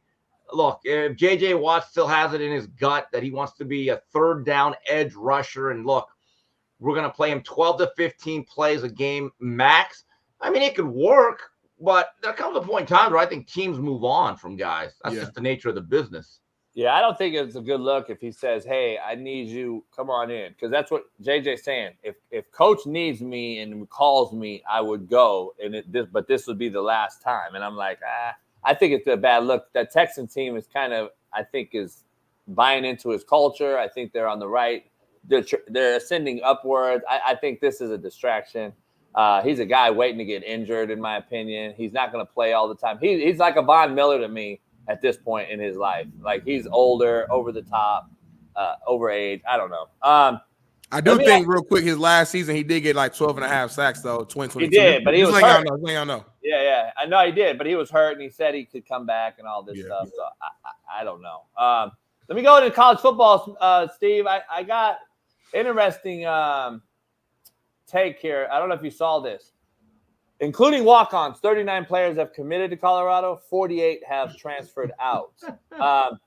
Listen, I'm beyond talking about Colorado, but they give us the content to do it. So what is this more of a telltale sign to you? Like, I don't even care about the numbers. I'm just talking strictly as a program. What does this tell you what's the impossibilities here? Because you know what it's like building a program. Miami's trying to do it, and it's hard. Like, to have less than you got in, to me, it screams trenches. Trenches are going to be light. Trenches. Offensive, defensive linemen, there's no way they have 30 offensive, defensive linemen over there that are going to be able to play. So I don't know what it screams to you, but I know it just screams depth to me. Well, look, everyone's doing it. I think the numbers, I don't know if their numbers are any more, I don't know what the word you want to use, are so extreme, but a lot of teams are losing double-digit number of players, 20 to 30 to 35, and they're bringing in the exact same amount. Look, there's a realization now that in this era, if you're going to be given a lot of NILs in the beginning, you don't progress up that depth chart early, you're going to be asked to either take a cut or leave. You're going to be jettisoned from the program. I don't know if Colorado's doing anything that much different than anyone else, except they had a coach that was much more honest about it. And he put a very, very interesting term. He called it Louis. And then the other thing is, I think where the issue with Colorado is, they're the only ones that had a coach and sons bitching and getting into pissing contests on Twitter with exiting players. Everyone else just wishes people well, and they never really mention them again. These guys are getting into Twitter spats, disparaging other players. I think that's what's made it seemingly worse. Whether it is or not, I don't know. But what Colorado is doing is not that much different than what the rest of the country is engaging in. Yeah, that's true. That's true. Hey, speaking of this, there was a former scout, NFL scout, who came on and said that he looked at all games, 10 games of Shedeur, and called him undraftable. I wouldn't go that far, but I am on this. That's Daniel Kelly. I follow him on Twitter. He's an interesting guy. I respect the fact he puts it out there. There's certain guys that he really likes that I disagree with, but he probably studies it and he probably knows more than I do. So I read his stuff. He was a scout. He was a scout. And my understanding of scouts is they have a certain way of looking at the game that a guy like me would. I respect it. I respect that he puts a name on it. I don't know if Shedeur's undraftable. I think the question is he going to be a first half of the first round draft choice in today's game? Right. Thank you. I don't think he'll be the number one pick. I don't think physically he's good enough. I don't think he has that much arm talent where like it can overcome how frail he is. And also, he holds the ball a lot. I know the offensive line was not great at Colorado, but I saw a lot of games where he's hitching, he's pumping, and he's looking. I'm like, you got to get rid of that ball. I thought every quarterback that gets hit, there's a certain amount of hits. It's on the quarterback. You held the grenade too long, and it blew up in your hand. So, and Steve, it's not like he got sacked a lot at Jackson State too. Right, so and that's the correlation. That quarterbacks who get sacked a lot sometimes have been some of the most athletic guys. Randall Cunningham used to get sacked a ton in Philadelphia early in his career. He used to have the ball, elongated motion, wasn't tight, wasn't quick out. Like, this is the same thing I see with Shedeur. Long, elongated, stiff, slow release. Randall Cunningham was in the NFL though too. So like going back to the original point of this segment, Randall wasn't a freak athlete. But Randall at UNLV, bro. Randall at UNLV was a whole again, of course. I'm not saying that, but my point being is this cat said undraftable. Yeah, that's come on now. That's 7 rounds, he ain't getting drafted. That's the thing is, he's getting. That sounds personal. He's getting drafted just because he's Deion's son. But I'm saying beyond that. I'm saying I agree. Stop saying that. Like, no, I agree. But my he showed enough to get drafted, even if it's the 5th round or something. Like, but I'm just saying for you, I'm defending him. I'm saying for this guy to even say undraftable, we know he's getting drafted off of just being Deion's son. We're not even talking about him playing. Like, we know he's in, so you can't say undrafted. That's my point. Yeah. Let me dive into this, Steve. I don't know if you heard this, Steve, but a former Major League Baseball player who already has played for the Angels, the Miami Marlins, or whatever they're 28 now, didn't start his academic clock at college level. So the rule is you don't start your academic clock, you can play. Basically just committed to the University of Arkansas. He was a 2014 four-star receiver. What is your take on this? And I understand there's no real written rule about this in college because if you don't start your clock, you're academically eligible. You can't really stop them from trying to play or go play. But is it because the NIL is so lucrative, or is it because it's a slap in the face to me? Again, you and I talked to Weddle about this.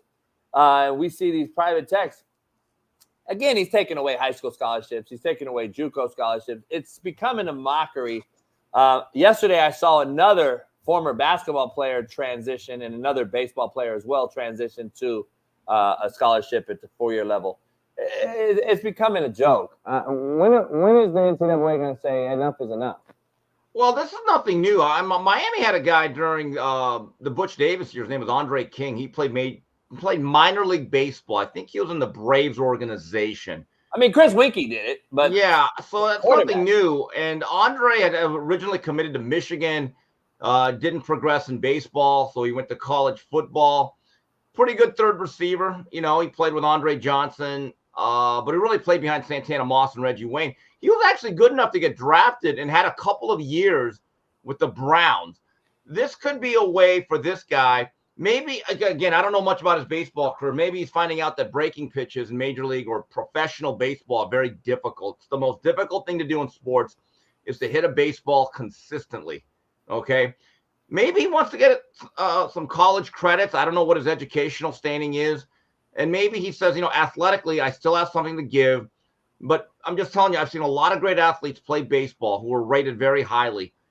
And they realize early on, even in rookie ball, A ball, double A ball, hitting a baseball that changes speeds and changes directions and it comes 90 plus miles per hour. See, that's not athleticism. That is a skill. And so maybe he just says, you know what, I've done as much as I could. I got a good signing bonus out of high school. Maybe I'll get some college credits, play some SEC football. But this is nothing new. I don't really have an issue with it. I find it much more damaging when there's an 8th-year senior than there is a guy like this. Either way, they're taking a scholarship from someone. I just think that's the problem. Like, that's the big problem. Like, you're 28. Like, what? The rigor, I don't know. I don't see his body holding up. Like, you're going against 19, 21-year-old corners or safeties that actually have something to prove. I don't know. We'll see how it works. At the end of the day, you can't really blame the player, though. At the end of the day, it's the university, the team that's deciding to give them scholarships. So they're going to be mad at somebody. Be mad at Arkansas for giving them the opportunity. If someone needing him, then why are you mad?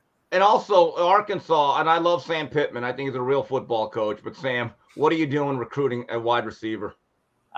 Again, it's the position. It's not like he's a 28-year-old quarterback that's going to come back and help you win one big-time natty or something like Chris Winkie or Drew Henson, which we've seen before, or even the kid at Oklahoma State. Well, Drew got out of high school, though. Drew played with the Yankees system, but Drew was a guy that went from high school to Michigan, and he was the number one quarterback. And I still remember him splitting snaps.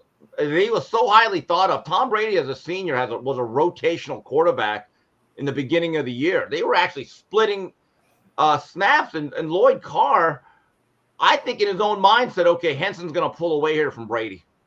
And it never happened. And I remember they finally made the decision, we got to go with the veteran. And Brady, I'll never forget, it was late in his senior year, 1999. They go up to Penn State, had a great defense. They had LeVar Arrington, Courtney Brown, Brandon Short. And Michigan was down by 10 with about 7-8 minutes to go.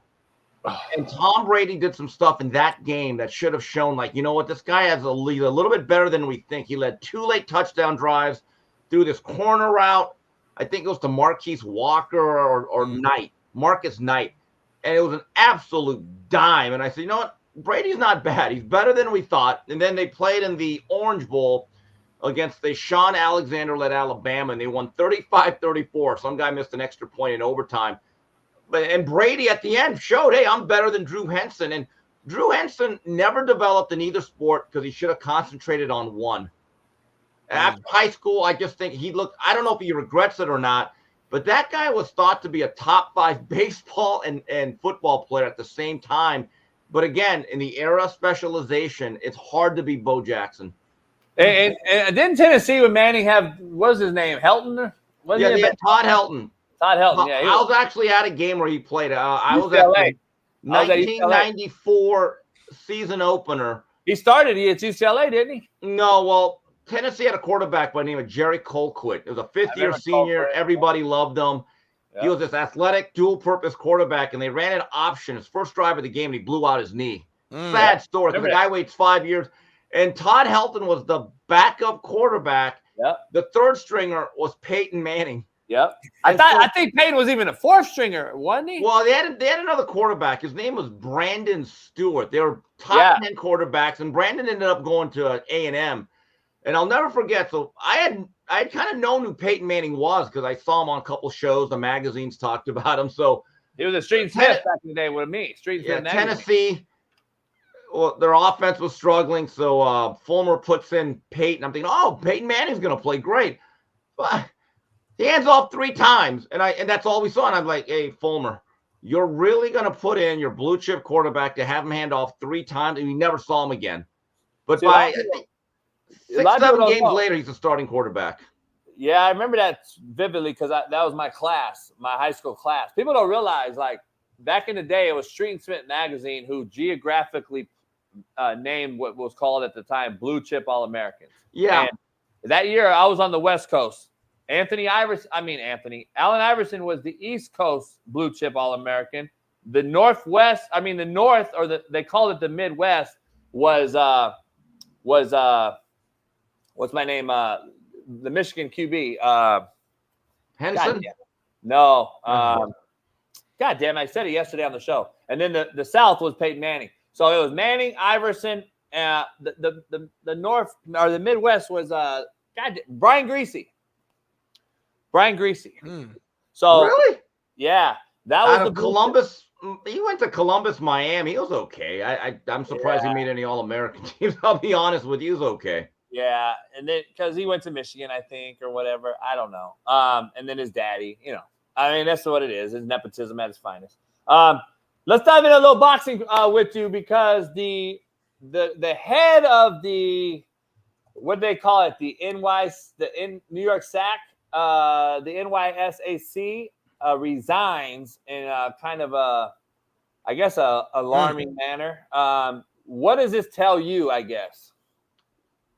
Nothing. Everyone's trying to relate this to the Ryan Garcia. I don't know what this means. Kim Stumbler's her name. I didn't really know her all that well.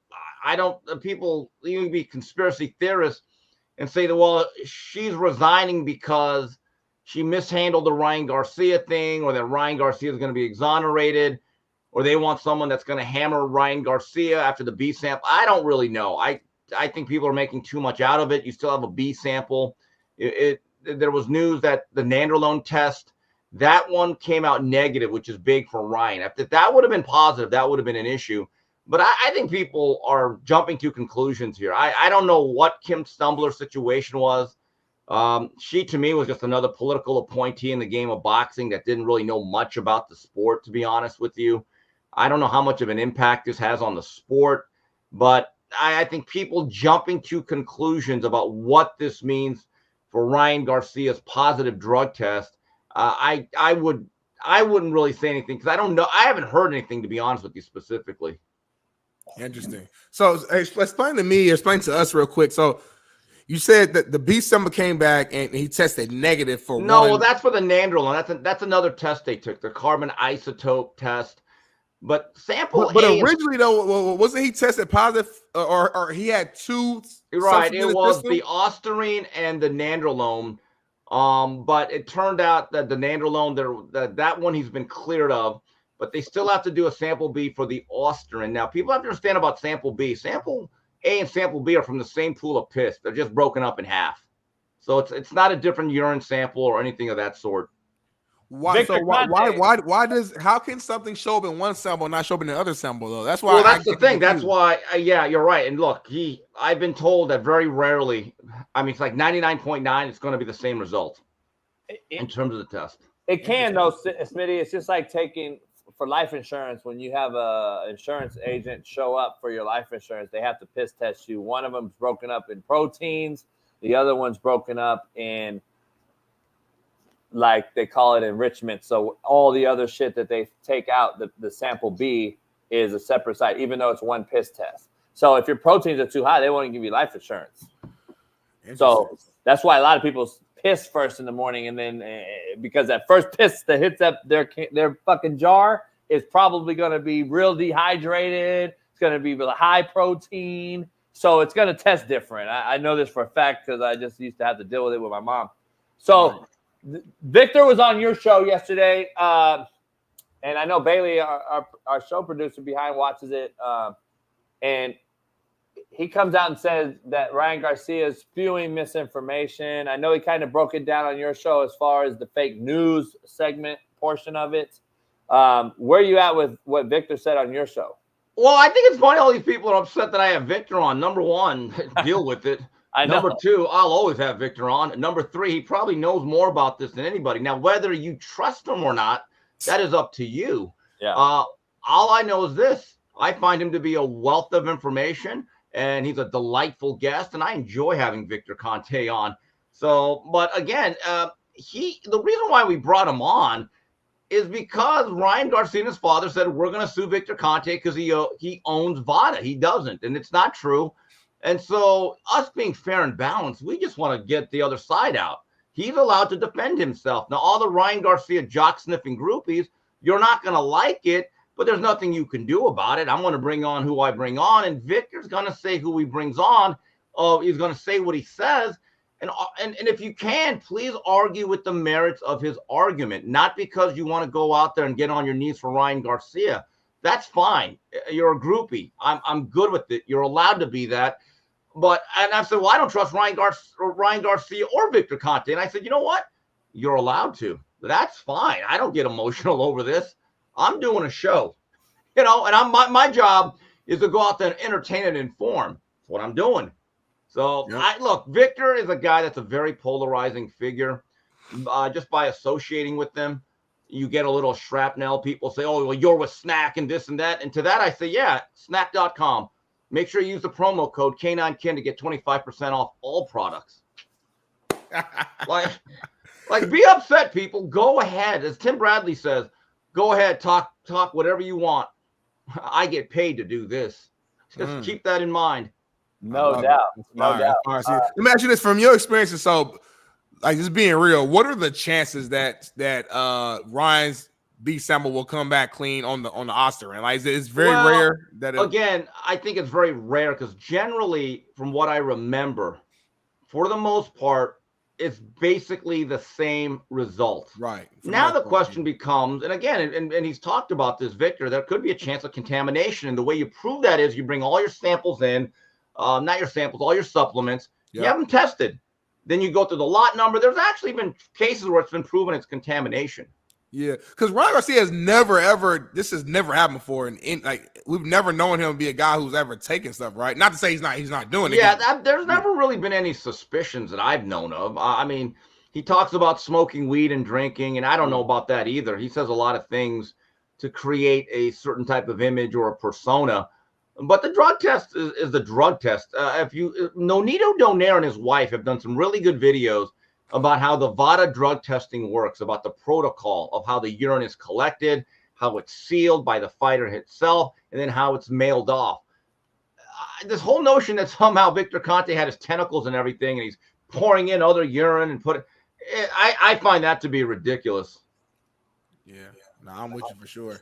It's interesting to say the least. I mean, Ryan seems to not be bothered. He's online. Saw him yesterday. Him and Errol Spence was going back and forth at it. He basically called out, Errol for a fight at, I think at we said 160, I think is what he said. Is that like I think 150. Yeah. Look, that has a lot to do with the fact that Errol Spence's former trainer, Derek James, is now with Ryan, and Derek and Errol are kind of suing each other. So look, Ryan knows how to create headlines. He does. He really does. He knows how to create headlines. He knows how to go viral. He's very good at it. And I said his genius is to make a bunch of dumb people think that he's smart. It's almost like a cult.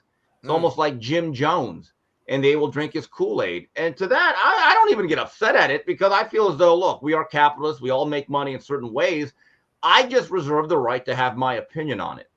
100%, man. 100%. And one last thing for me, JB, on the boxing end, I'm seeing that they're working right now to try to get this Terrence Crawford Canelo Alvarez fight to happen. Is this a realistic thing? Is it just rumors at this point? What's the latest? I believe that the Crawford Canelo Alvarez fight is actually being seriously discussed for later this year. Now, I've heard that Canelo, in the meantime, will be fighting, and I don't like this fight, Edgar Berlanga.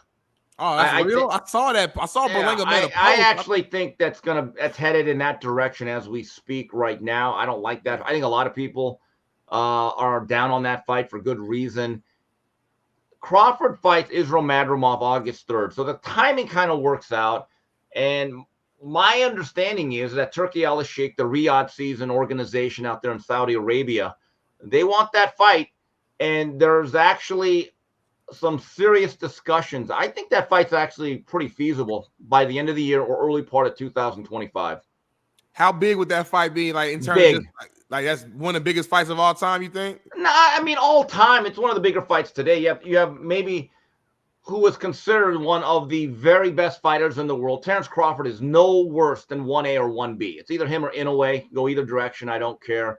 And then if you look at it, Canelo has been the face of boxing for the most part and the most lucrative fighter in the States the last decade post Mayweather.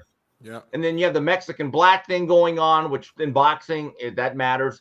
So yes, that fight would do well. I would, my view is I wish Terrence would have another fight at a higher weight from 54 to 60. Because now you're saying, okay, now we're only one division apart.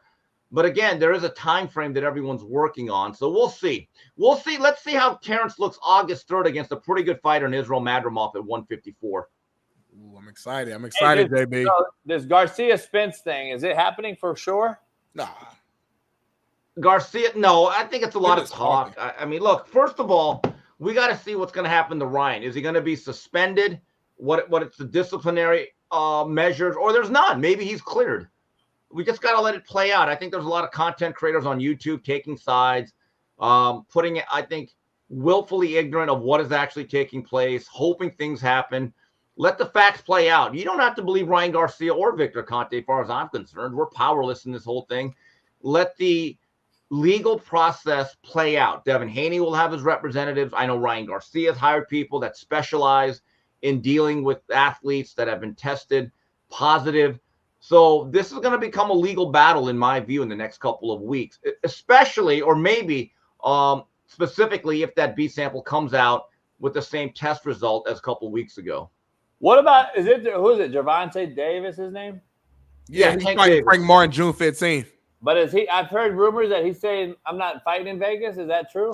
No, well, he said that, and then the press release came out and said that the fight's in Vegas. So what's his beef with Vegas? What's his beef with Vegas? I have no idea.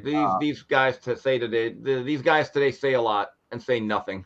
These boxers, they begin hitting their head so much. I just don't know if they're all the way like seriously though. I'm not trying to be. Most boxers don't speak well, not because I think they're just dumb. I'm not saying that. I just think that they're fucking a little off. There's punch hit so much. Like punch seriously, drunk. Steve will tell you, punch drunk is a real thing. Ask Sugar Ray. Ask Muhammad Ali. Ask all of them have it. What do you mean? It's a vegetable. Yeah, but they didn't act like this though.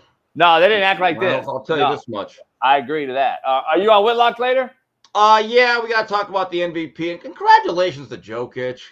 Good job, man. You think he deserved it? I'm glad he got it. I mean, just like he deserved it last year. The smear campaign, right? You know. So yeah, Shaq's taking heat right now because he did a Kendrick Perkins from last year. It looks like, I don't know. But at least, but you know, look, he's allowed to have his opinion, and I think Shaq's upset that he only won one. But I mean, Shaq, the 1 year he won in 2000, he was the most dominant player. Came out of shape the next year. I don't, you know, Shaq for a big guy never led the league in block shots or rebounding. I mean, Shaq, for as great as he was, I think could have been better, believe it or not. Oh, no, that's why Kobe called him out. That's why Kobe called him out. Shaq could be the GOAT, I think, honestly. Like, he has the ability to be the greatest ever, I think. I'm with you. And look, Kareem Abdul-Jabbar, I think, makes an argument for me the greatest player ever. But they say, okay, after Kareem, who's the greatest center? After Kareem, people say Shaq. I say, no, I take Olajuwon. I think Olajuwon on both sides of the court was better. And I think his game, especially in today's game where it's so opened up, he would just hammer people. And Olajuwon could develop a face-up. He had a little bit of a face-up, and he'd probably have to work on that in today's game. But the way he could defend the rim and protect the rim and all that high-low action, he used to just snuff that stuff out. He was one of the few guys I could see that would take the shooter and actually block the shot like he did against John Starks in that Game 6 of the finals. But, you know, with Shaq, I think a lot of players of the past, again, Shaq should have been a 3-4-time MVP, and maybe you can make an argument one of the years that Steve Nash won it, that should have been his trophy. But there's something to be said about Jokic's consistency the last 3-4 years. Yeah. Yeah, I agree. Kobe had 2 taken away from Nash, in my opinion, but I think because it was his whole Denver issue with the girl that he railed in the butt. All right. And seeding matters. Why you gotta keep saying that?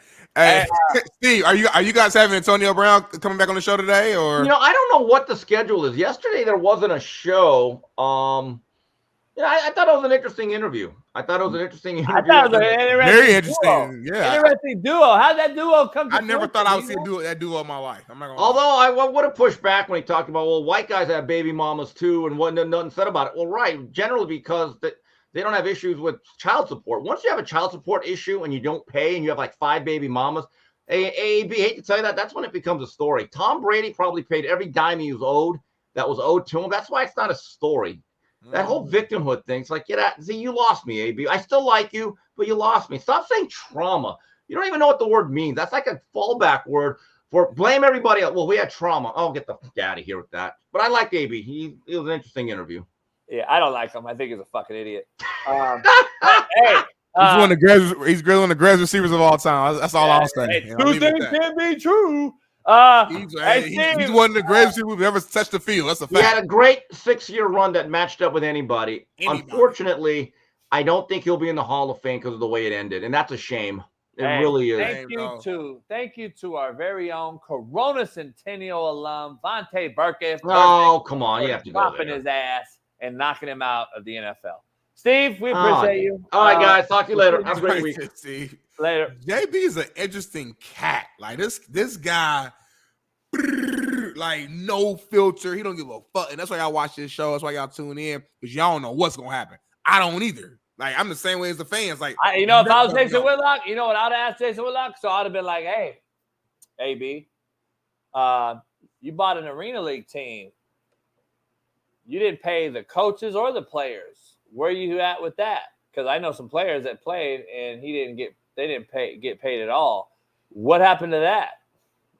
Can you talk about that while you wear these fucking clown boots and talk about dumbass shit? Angel Reese loving motherfucker. Let's take a break. We'll be back in 4. I got to take a piss to get me a re-up coffee because we got the 30 NFL players who can play in the NBA. We're going to dive into that next. Smitty's drinking that shit, and we're going to come back right after this. Peace. Here, this is the infamous one of the palm trees at Ash 8. Can't fucking believe you. See this fucking belt? You see it? Who just eats a whole fucking palm tree, man? You guys are fucking shitting. Just fucking unearthed the motherfucker. Ate the whole fucking thing. Like, who eats a whole fucking palm tree? Like, you fucking shitting me?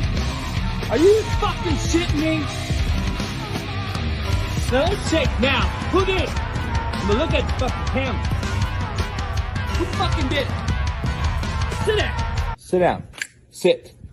Sit down. Now, do we understand each other? Excuse me.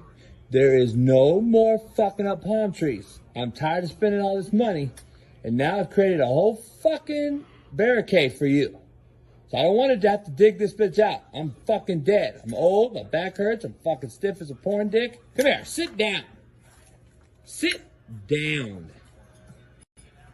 Boy, if you don't sit your ass down, now, you come over here with me. Come on. Here's what I had to do to fucking stop you. And I got a better, beautiful, bigger tree. So now we are shitting in tall grass. Replanted it, bitch. Soiled it up. Put a little trellis in here. Put a bunch of fucking stones. Look like Stonehenge around this bitch. And now, Ash, are you gonna fucking try to dig this bitch out? Are you gonna do this? Are you gonna do this again? So I had to Ash, remember this? Remember you ate this? Did you do this? He ate once. I put this little moat around it. And just a sitting area. Come over here. We got the plastic basketball court and driving range. So if I ever want to pull out the big dog, that's our net. All we do is just slap down our driving range, you know. Bam, swing away. And that's where we swing into the net. Jimmy crack corn on this hoop. And here's my RV parking where I park the whips. Let's take you out and show you a few. Out these double gates, I'll show you a few cars. Come on out. So right here, of course, is the bad boy. The last year they made this Cadillac EXT, one of a kind. Can't find these anywhere. And then you come out here, you got the 650i, BMW, ragtop, 500 to the rear, white interior. You know, you can't beat it. This is my baby though, my truck. Full sound, custom sound system in both. Top notch, only as I do. And obviously, this is my crib. Oops.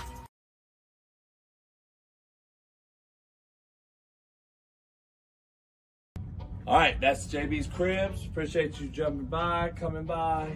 Listen, it's time to go. Now take your asses and get the hell out of here. I'm about to go cook some slapstick tri-tip. It's been a pleasure. Now go home. Peace.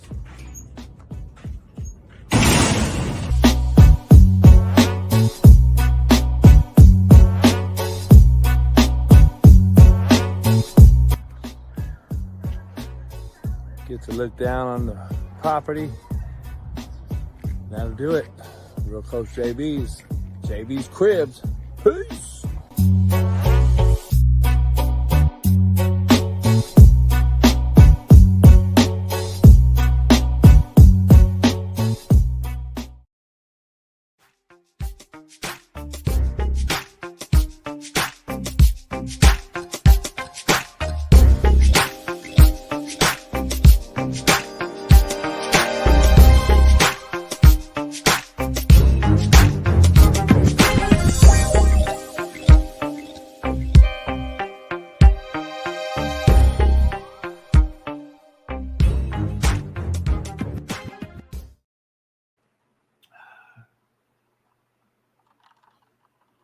We back. My fault. We're back in the building. Before we get to our NFL discussion, I got a JB make it make sense. Talk to me. And we got a new intro for that. It's Compton in the house. Without a doubt. It's Compton in the house. Without a doubt. It's Compton in the house. Without a doubt. It's Compton in the house. Without a doubt. Let's do it. Make it make sense. A man yesterday uses a surrogate to have a kid. Go ahead and show this.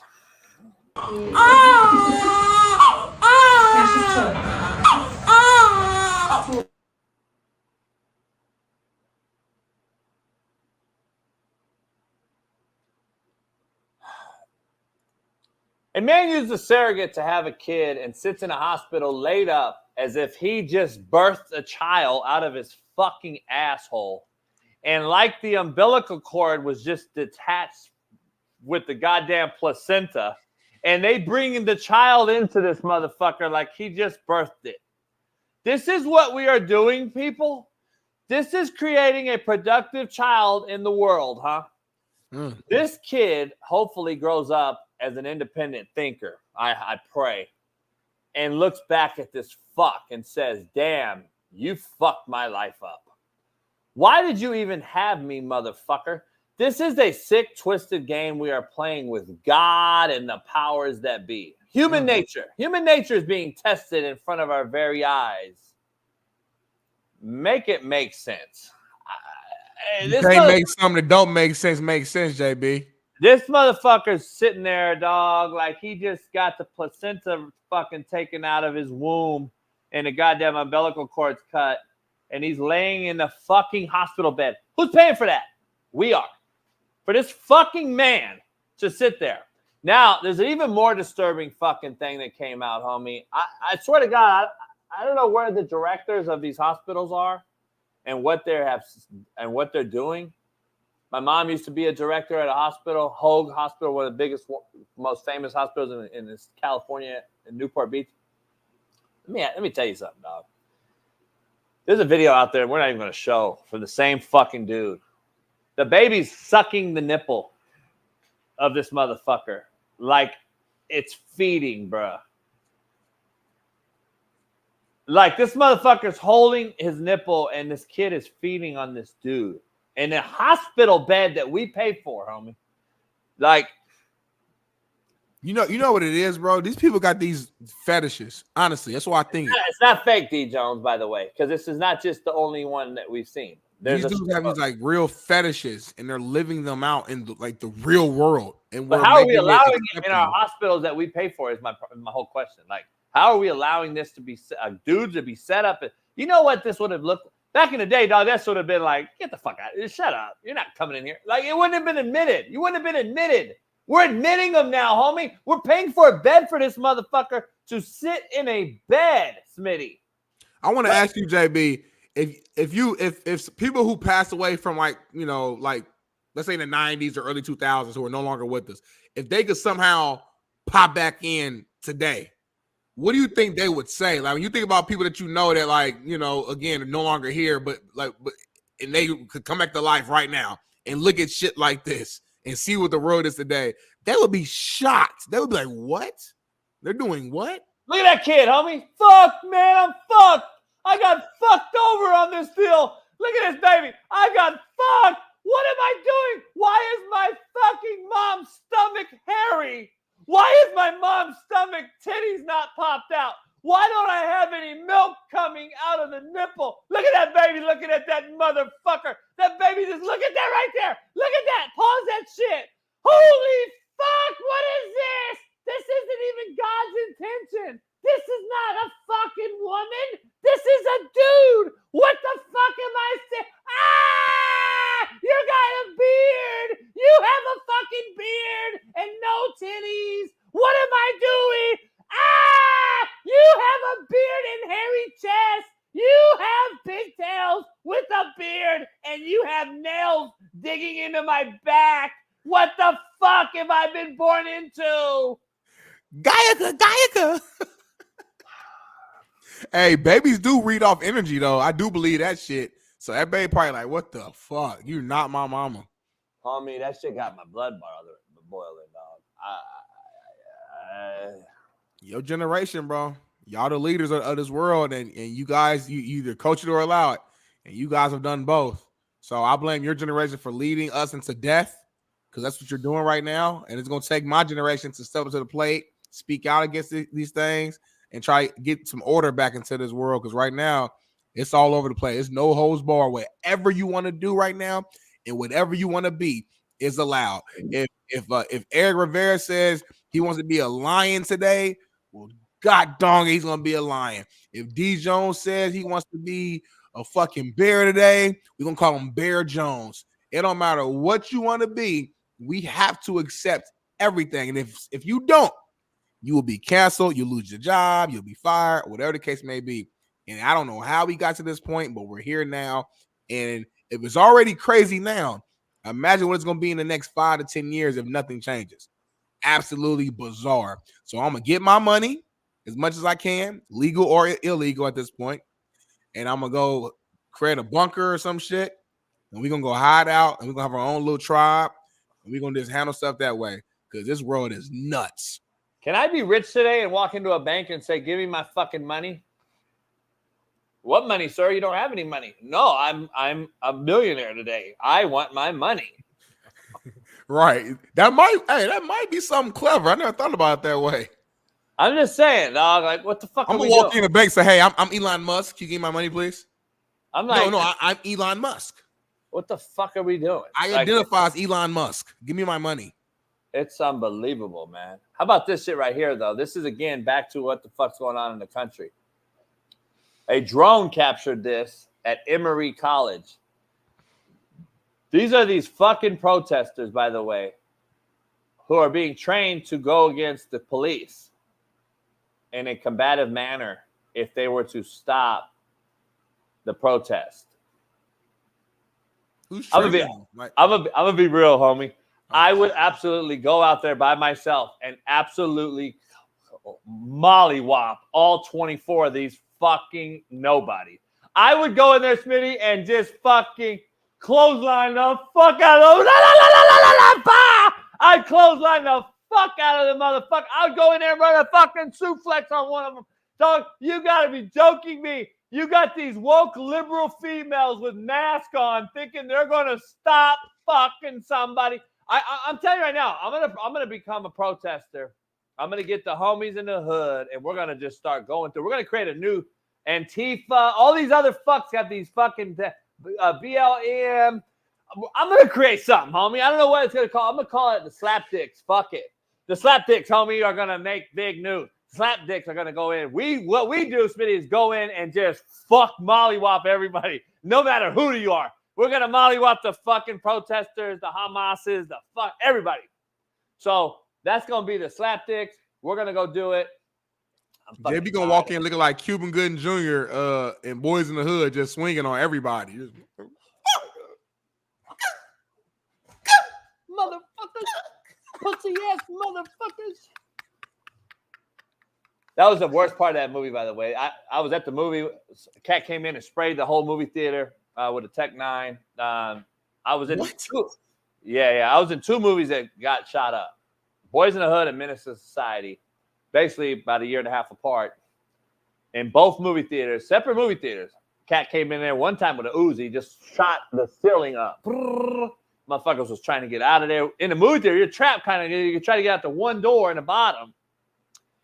And I've been shot at 3 times in 3 different scenarios. One at a titty bar, the Barbie Coast,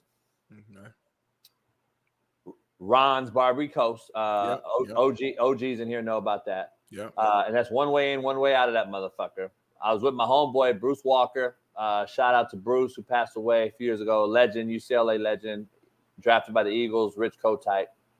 Compton Dominguez, legend. And then Marcellus Wiley knows Bruce really well. Bruce was a 300-pound D tackle in the NFL, was an All-American high school running back. Sheesh. And then Menace to Society, same deal. Cat got shot in that one. And you was in the actual theater. Yeah, we were watching the movie. Me and the homies in there watching the movie. Motherfucking just out of nowhere. And we were like, what the fuck? Yeah, it was crazy. So you ain't never seen the ending of the movie then, huh? Oh, no, we got out. The cops came. We got out. But no, so I'm saying you've never seen how Menace to Society, how the movie ends, huh? You have no idea what happens at the end. Yeah, I never went back and watched it. It's a really sad ending, bro. Like it makes me emotional every single time, man.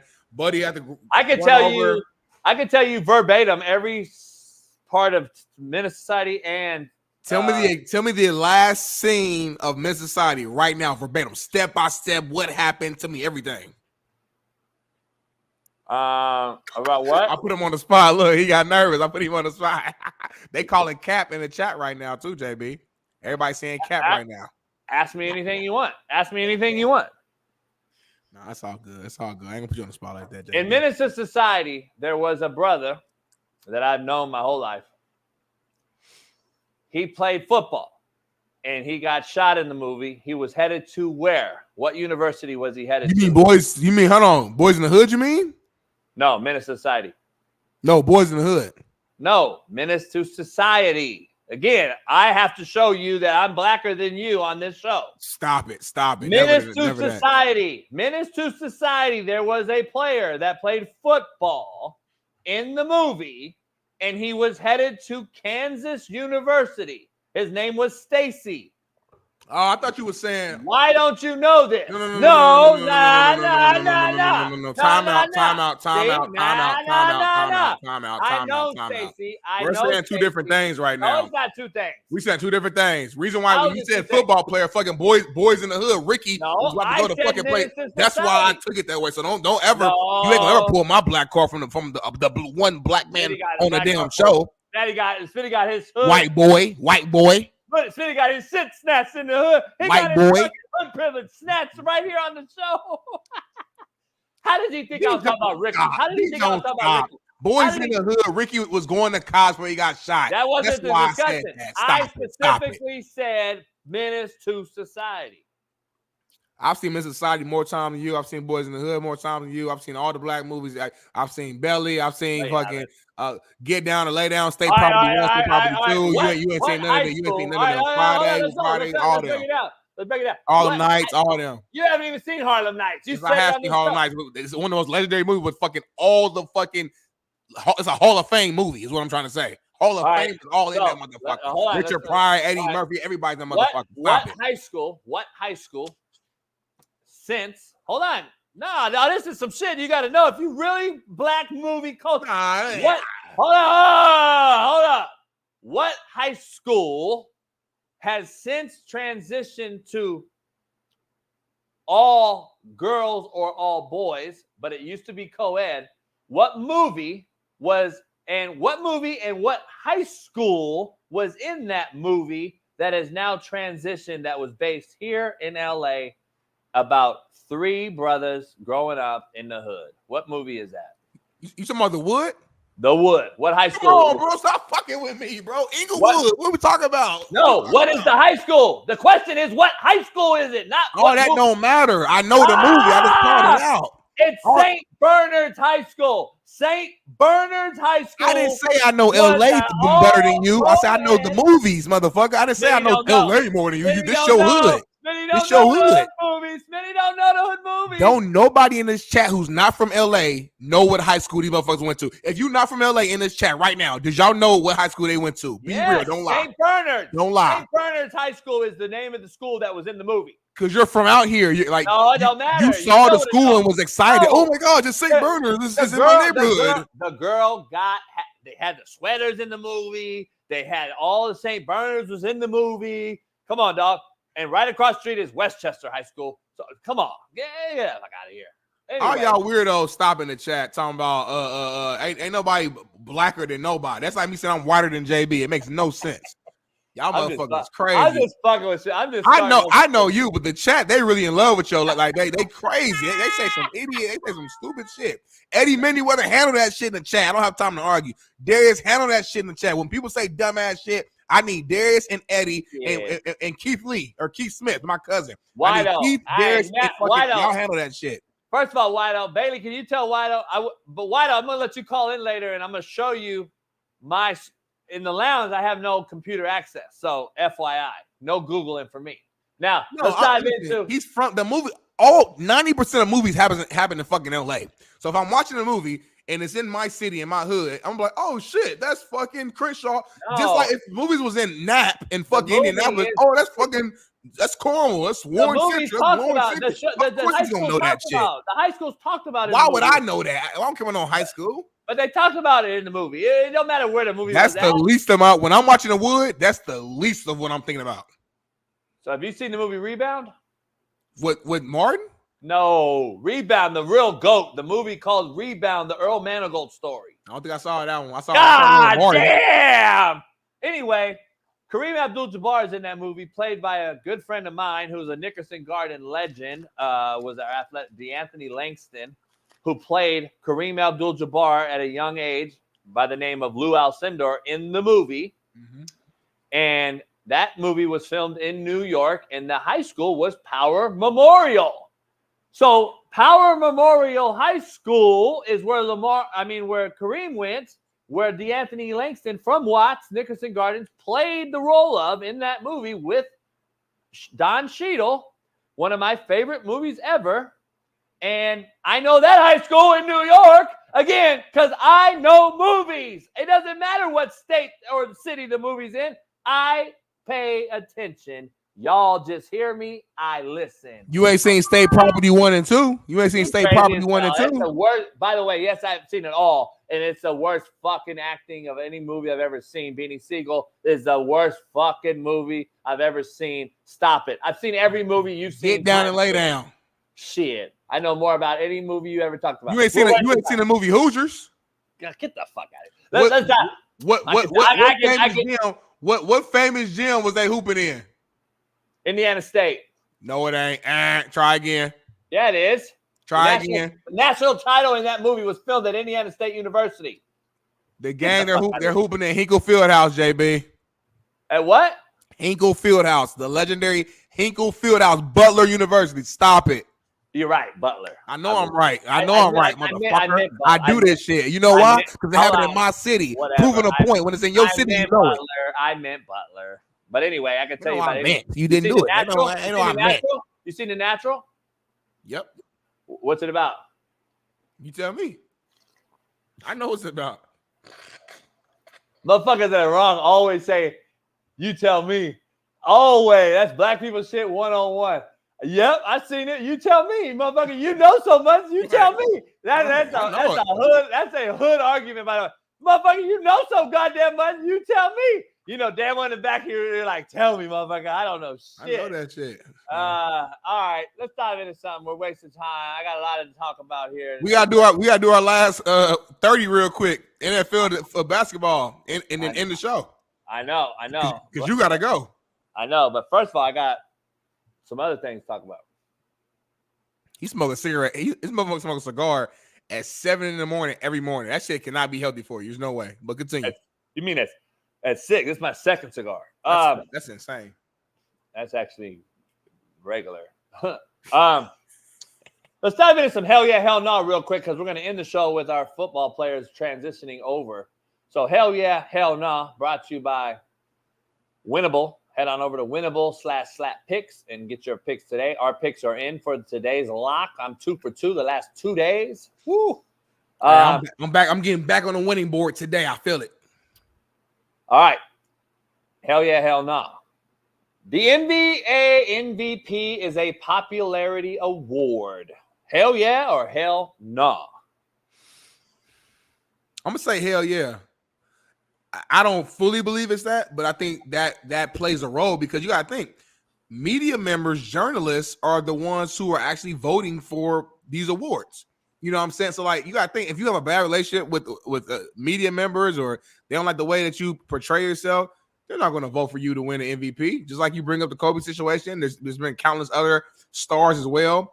So it's feelings are involved is what I'm saying. You know, if people don't like Jason Brown for his personality and he's up for an award, then they're probably not going to vote for him because they don't like him. They're going to vote for the guy who they like, who's answering the questions the right way. So it definitely, hell yeah. Yeah, I'm going to say hell yeah, of course. And that's why the MVP name itself needs to be changed because there's no way that SGA didn't take a team from the cellar to number 1 seed and not the most valuable player. So I think the name needs to be changed. Is Joker still the best player in the NBA? Probably. Yeah. But is he the most valuable? That's the name of the award. That is where I disagree at the name of the award, I guess, is my fight back. All right. Hell yeah, hell no. J.J. Watt will return to the Texans this season. Hell no. He's just talking right now. It's preseason. His body probably feels kind of healthy because he ain't hit nobody in 2 years. Texans are rolling, looking good right now. He's starting to get that little itch. You know, football player, we all get that itch in random times. You know, I still get that itch sometimes where I'm like, man, I want to get. I still got it if I get in shape. He's not gonna actually play. He's good, make good money. He's doing media. Hell no. Yeah, I must say hell nah, but I could see it. I could see him pulling off a Gronk. Hell yeah, hell nah. The Nuggets will be swept. Hell no, they will win game 3 tomorrow on a very, very close one. It will be a gentleman's sweep. The series will end back in Minnesota. I'm calling for a sweep. Hell yeah. I think it's a sweep. I actually think there's 2 sweeps, and that's the next question. Hell yeah, hell nah. The Thunder will sweep the Mavs. Hell no. The Mavs about to win the next 2. Hell no. I got the Mavs winning the series. Thunder sweeping the Mavs. You want to bet on it? Yeah. What you want to bet on it? You want to bet the sweep or the win? The sweep. Nah, you said the Mavs. Motherfucker, boy. He reneged more than a goddamn States player. Black people shit. Black people shit. Hell yeah, hell nah. The Knicks will sweep the Pacers. Hell no. It's a sweep. My city don't get. I will bet on that. We should have won the first 2 games, motherfucker. The refs cheated the Pacers game 1 at the end with the fucking moving screen on Miles Turner. He didn't even move. And then this game, they were up by 10 points going to the fourth quarter. They gave it away. Hell no. This is the best series in the damn thing. They're going back to my city, Naptown. I guarantee, I will bet on it. I guarantee the Pacers will win both games at home. I guarantee it. It's going to be so fucking loud in Indianapolis, sold out crowd. It. It's a fact. No, it's not. Stop. I will put money on it right now on the show. I bet you money the Knicks sweep them. Bet $50 right now. How much? $50 right now. Let's do it. All right, it's back. Back good. Just pay me back for the fucking microwave and the toaster for your avocado toast. I'm gonna tear that shit every morning too. Not on the show though. Ban from eating on the show. I'm gonna eat more on the show now. In person. I'm gonna do a segment called Smitty Eats, and I'm gonna eat food while I'm like giving you a strong take. It's called Smitty Eats. I need a new logo. Hit up Joe. Maybe Betty can do it. Smitty Eats, 5-minute segment, solo in the corner by myself. Boom. That's dumb. I won't do the show with you no more. Okay. All right, let's dive into NFL. I'm gonna burn the studio down. Players going to the NBA and getting it done. Yeah, bring Austin Rivers' fucking dumbass on the show. Let's dive into it. Number 1, right out the gate, NFL players that can play in the NBA, Max Crosby. Yep, 100%. Maxion guy, Eastern Michigan, tall, strong, physical, athletic. Worst case scenario could be a defensive guy and a rebounder. Hell yeah. So he could play the 3 or the 4. 3 to 4. Especially today's league when they play small ball. All right. Again, that's my point. Number 2, Myles Garrett. 1,000%. Guy can dunk on you, windmill. Now, he doesn't have too much of a jump shot. Strong as hell. Probably will foul out, but he's going to use every freaking foul possible. And that's going to be good in some cases. Good defender, slide his feet, explosive. He reminds me of a Dennis Rodman type. He's going to get 16 rebounds, 2 points, and 6 fouls. C.J. Stroud. C.J. Stroud's a real deal hooper. He's a guy out there who can make the open three. Hooper, California guy, grew up out here. He was a hooper in high school, big-time hooper as well. So just give me background, Max Hess. 100%. Guy's a 3-and-D guy in the NBA. Again, a guy who's very athletic, obviously, so I think he can slide his feet. If you put him on the right team with a true point guard, I think he just sits in that corner and knocks them down. Hell yeah. Devontae Adams. 1,000% yes. Tall, athletic, great hands, obviously. I can see the guy that's being like a Trevor Ariza type when Trevor Ariza was on the Lakers during our championship run, getting up and down the court, being that hustle guy, 100%. I'm 4 for 4 right now, too. Jamar Chase. Oh, my God. The guy is like, the way he moves on the football field is equivalent to how guards are dribbling up and down the court. Yes, hell yes. Good handle, strong. I can see the guy really going through the lane physically, aggressively. You know, he's the guy who gets a lot of yak on the football field. So that equivalent is just him going to the rim aggressively, getting through traffic. Hell yes. It's crazy how we're disrespecting basketball, Max, but Austin Rivers came out and said the most disrespectful, dumbest shit ever, and you agree with that. That's what's fucking crazy, Max Hess. Yeah, Max Hess.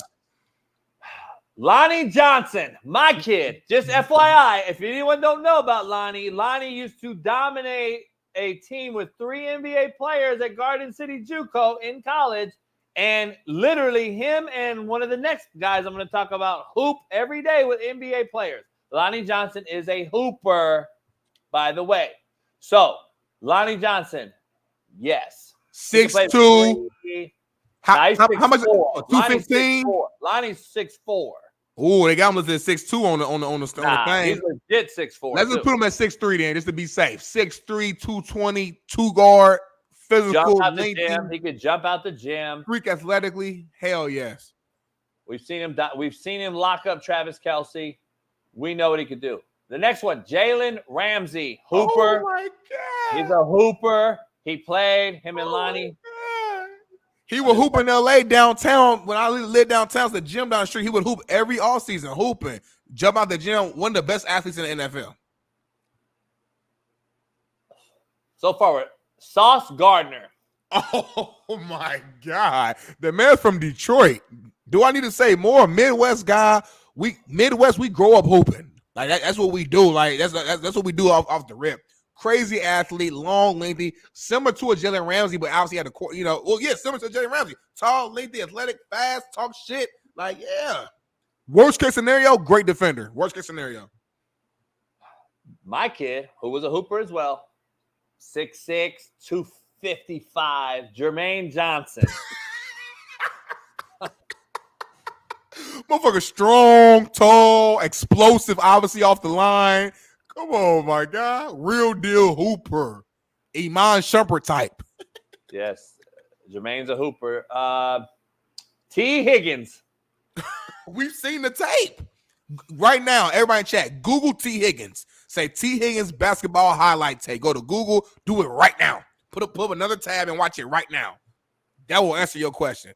He's legit. He might have picked the wrong sport. Jurgo said 6'6", 255, no place in the NBA. What are you fucking talking about? The whole NBA, the average height and weight in the NBA is 6'6", 250. What the fuck are you talking about? Bailey's a bad boy. Bailey's a bad boy. Look at this. This is T. Higgins, y'all. Hell yeah. We brought it up yesterday. This motherfucker is a hooper. Look at that. Voila. Come on, y'all. It's crazy. I haven't seen any hooper give me a good football highlight film, though. But I got a gang of NFL guys giving me great NBA highlight films, though. That's what's the crazy part about it, Max Hess.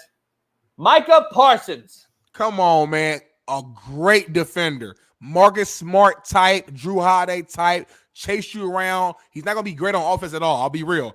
But he's a Marcus Smart, defensive player of the year type of cat. Slide his feet with the best explosive.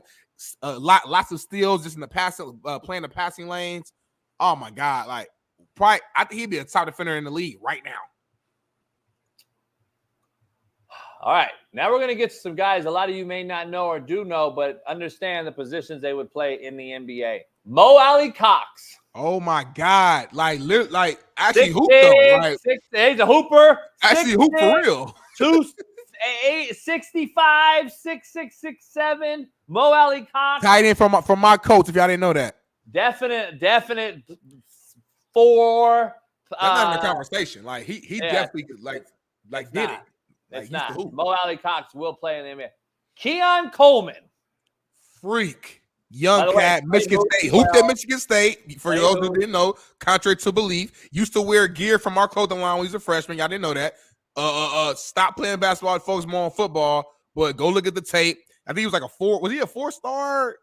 He might have been a 4-star hooper and basketball player. Could be wrong on that, but he was a big-time collegiate basketball player and football player. Decided to focus on football. Yes, could play. DK Metcalf. We got so many players. We got so many players that can go in the NBA and actually hold their own. Y'all don't have nobody. Look at him. Nobody. Now, I will say he has to work on his handle, but that's an easy fit. That's an easy but he ain't fit. Gonna be handling the ball anyway. So He'd be more like a Dale Davis type, Yeah, it doesn't matter. He ain't gonna hold the ball anyway. Mason P-Line. He's a 6'8" tight end for the Niners who's 270, who can fucking move. If you don't even know who he is, go look him up. Played hoop, will dominate the post. He's a fucking monster down low. He's not even the best tight end on his team. And he's a fucking NBA player. He will play in the NBA all day long. Mason P-line. Cooper DeJean. Yeah! Woo! Cooper DeJean's a guard. Play guard. Little white boy guard. He's Austin Reeves. If And they say white boys can't jump. Do it. And they say white boys can't jump. Man, Cooper DeJean been cramming on people. Cooper DeJean definitely is getting a bucket in the NBA. Cooper the No hoop, question about it. No doubt about Cooper it. the hoop. Cooper DeJean can get a bucket in the NBA as well. I ain't seen an NBA guy come on over to the NFL yet, so stop. All right, next, the Jadeveon Clowney. The Jadeveon Clowney's going to go get a bucket easily, Austin Rivers. Are you fucking blind like your daddy in this game 7s? Come on. Unbelievable. We know Clowney get a bucket. Garrett Wilson. Dog, this list is so fucking dumb. Like, it's too easy, JB. It's too easy. We're literally so far in. It's too easy. We're 18 guys in, and all 18 could get a bucket in the NBA. Oh, my God. Number 19. We're at 19. Okay, keep going. Keenan Allen is a hooper, by the way. Keenan Allen could have played at Cal. On the hoop team. By the way, if you don't know about Keenan Allen hoop, he is a hooper. Go check it out. Let me just keep going because it makes no sense. Mike Evans, another hooper, 6'5", jump out the gym, great hand-eye coordination. Go catch him in high school. Master of the lob. Mike Evans, yes, we know he can get it too. All right, now this one is a young guy. If you have not seen him ball and hoop, go look him up because he was a hooper growing up. I know his whole family. Puka Nacua, go look him up. Puka Nacua is a real deal hooper and possibly is even better hooper than he is in the NFL. Just so we're clear. Real deal hooper. JB, can I add one real quick? Nacua is a real deal hooper. Can I add one real quick for the hood? Yeah. Young guy, second year, offensive tackle, DeJuan Jones. Show him the highlight tape for the high school. Ben Davis on the west side. I grew up watching this cat. Ben Davis, one of the Smitty, I got him on the list, homie. Calm down. He's on my list. I got him. Go look at the list, Smitty. It's on I know you had him. Man, Smitty don't have no faith. All right, next. TJ Hawkinson, 6'6" tight end who would destroy everybody in the NBA in the paint. TJ Hawkinson would dominate the paint. We already know how athletic he is. Number 23, DeJuan Jones, 6'8", 375, dominated the paint at Ben Davis High School. I know. You know why you had him on here, Smitty? Because I recruited DeJuan. So, of course, I know who he is and where he's from. What you mean you recruited DeJuan? I recruited DeJuan. That's my guy. He almost wasn't going to make it. That's my homie. Yeah, I'm telling you. What do you mean? He played with my homeboy. I played DN on that same Ben Davis team. So I'll tell you about it. Next guy. He's 6'10", 330. Dan Skipper.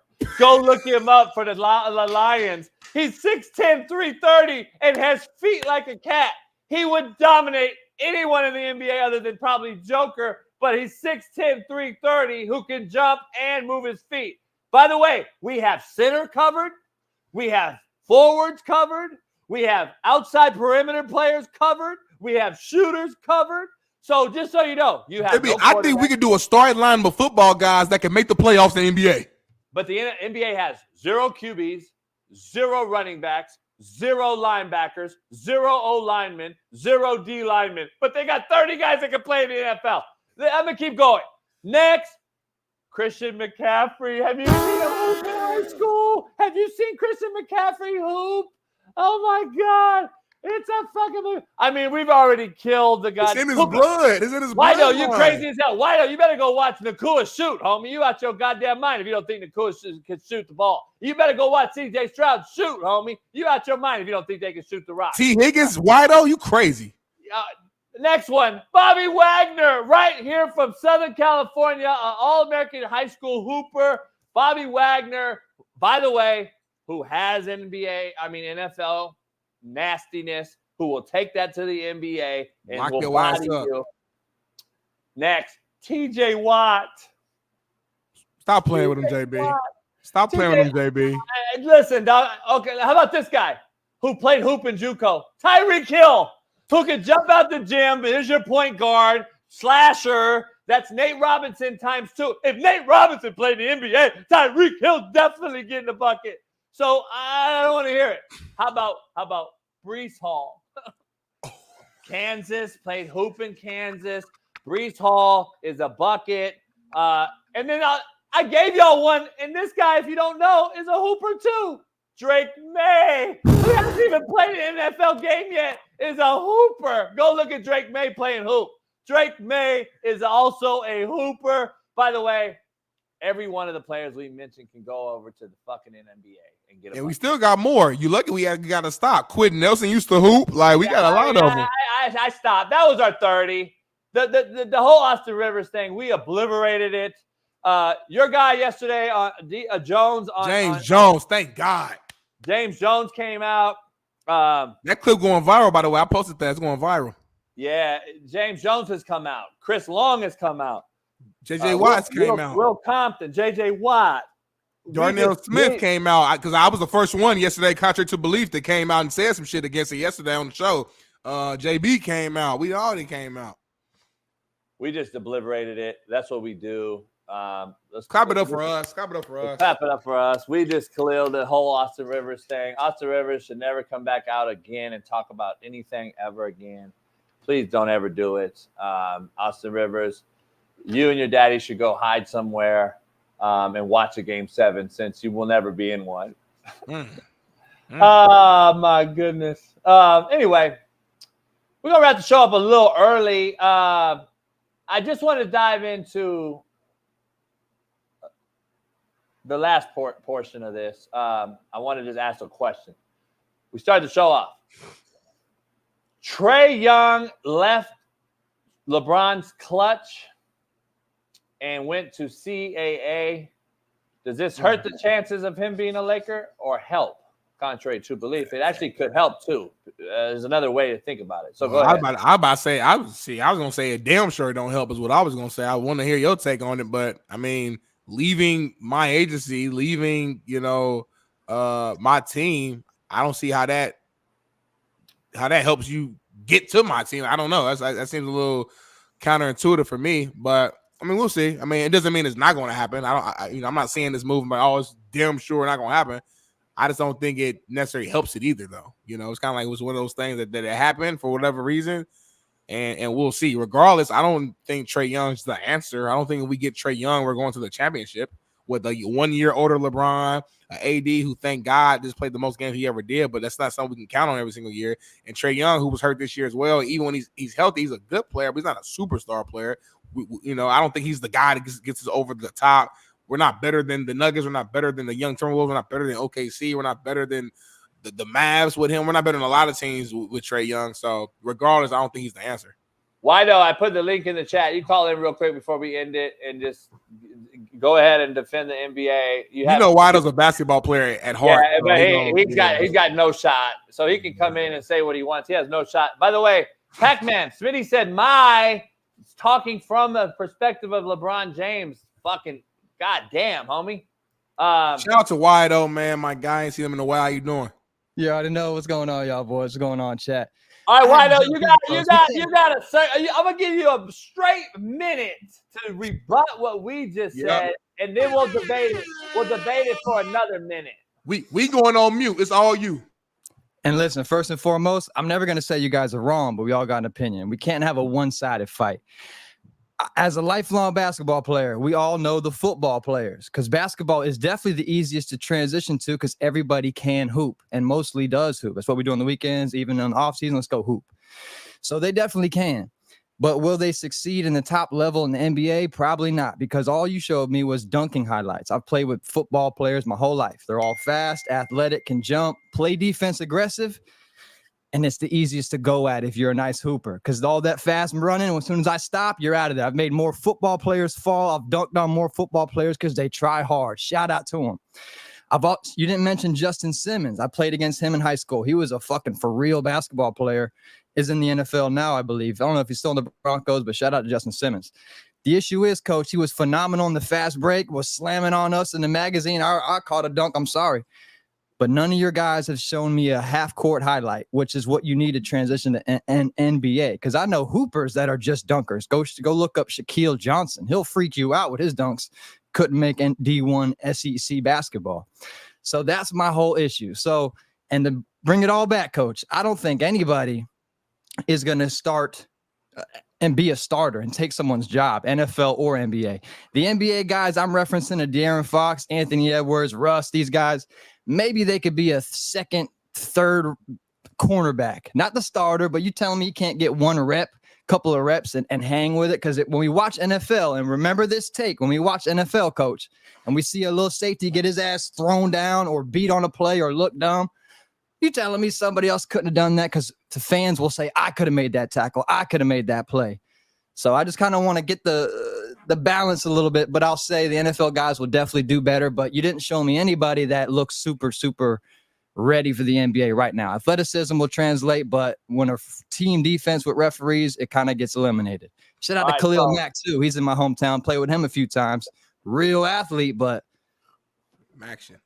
Okay, so let me clarify your argument. Here's the issue we have, and this goes against what Max and you and Max are basically saying. They cannot hang in the NBA. That's why I said it's disrespectful. The disrespectful part is that 30 NBA players can play right now in the NFL. That's what y'all are missing. That we're not saying that these guys should go be in the NBA. We're not saying they can play in a half-court set. We don't care. All we're saying is tell those 30 guys to go on an NBA and get a bucket or actually play in a game and hold their own.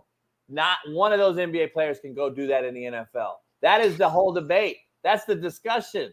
Like, I'm with you, but why though? It wouldn't have been a discussion either, by the way, because we would have never disrespected the NBA in that manner. And that's the problem. See, that's what the problem is. We would have never said 30 NFL guys can go over in the NBA and ball out and dominate. We're saying now, though, since y'all say it's so easy to come on over, we're saying that you're out of your mind. We got plenty of guys who can go get a bucket. You guys are saying you can come over to the NBA, NFL, and actually do something. Yeah. So, and I think Wido, you made a hell of a point. Like you said, like everybody grows up in hoops. Like even if you're not that good of a player, it's like everybody got a basketball court in your neighborhood. Everybody can pick up a ball and go do that. Everybody don't play football for multiple reasons. One, you know, pass and all that shit. But two, it's just a different type of mentality game. People ain't trying to get hit. So like to JB's point, we're not saying these guys, like we're not crazy. We're not saying these guys are gonna go to the NBA and just fucking become stars. But like we watched the T. Higgins highlight. I think T. Higgins can go out there, worst case scenario, chase you around like Patrick Beverly, play good defense. Worst case scenario, where I don't know any NBA guy that if you put pads on him tomorrow can go out there and make any impact. Because it's too many, it's too difficult. Like look at this cat can at least be Patrick Beverly on defense. Not to that extent, but that style of play is what I'm saying. A lot of people want to reference Patrick Beverly. He averaged over 30 points in high school in Chicago, and for real where the dogs are, okay, really, really hooper. He had to be a defensive player in the NBA because you got to transition. Everybody's 6'8". I hooped against Duncan Robinson in college. I didn't think he was that raw. Everybody called him the white KD because he was 6'7", could shoot. He was raw in college, but in the NBA, he's just a shooter. So yeah. NBA listen, lose their game. And I want to be clear. I'm not saying Metcalf, that's a terrible highlight. He is not doing nothing. That shit is awkward as fuck. T. Higgins, you might be able to hoop, but like I said, you're the easiest to go by. De'Aaron Fox would have him on a lock. This is what I'll say, Coach. I don't think any NBA guys can go. 30 is wild. Austin Rivers is fucking out of his mind. I just had to make something for the other side, coach. He should have said maybe 5 or 3. Yeah, but let me ask you this. better. That'd have been JB, better. from coach or recruit JB, is it true that if you see a power forward, a hooper, and you say, hey, man, just come out on this field one time, why is that always the case? To me, it's because I need your body type. I need what you do, and I just need a little bit of time, and I can get you on this field. Great question. I've seen the other way. So break that down, coach. Look, here's the thing. To Max Hess, I'm not saying Max didn't agree with me. I'm saying you and Max are both defending basketball because you're saying that it's disrespectful to think an NFL guy can go over there and play. I'm not saying that an NFL guy can go over there and play an entire season in the NBA. That's not even the take here. The take was to combat the take of Austin Rivers. So, like, that's what I say. What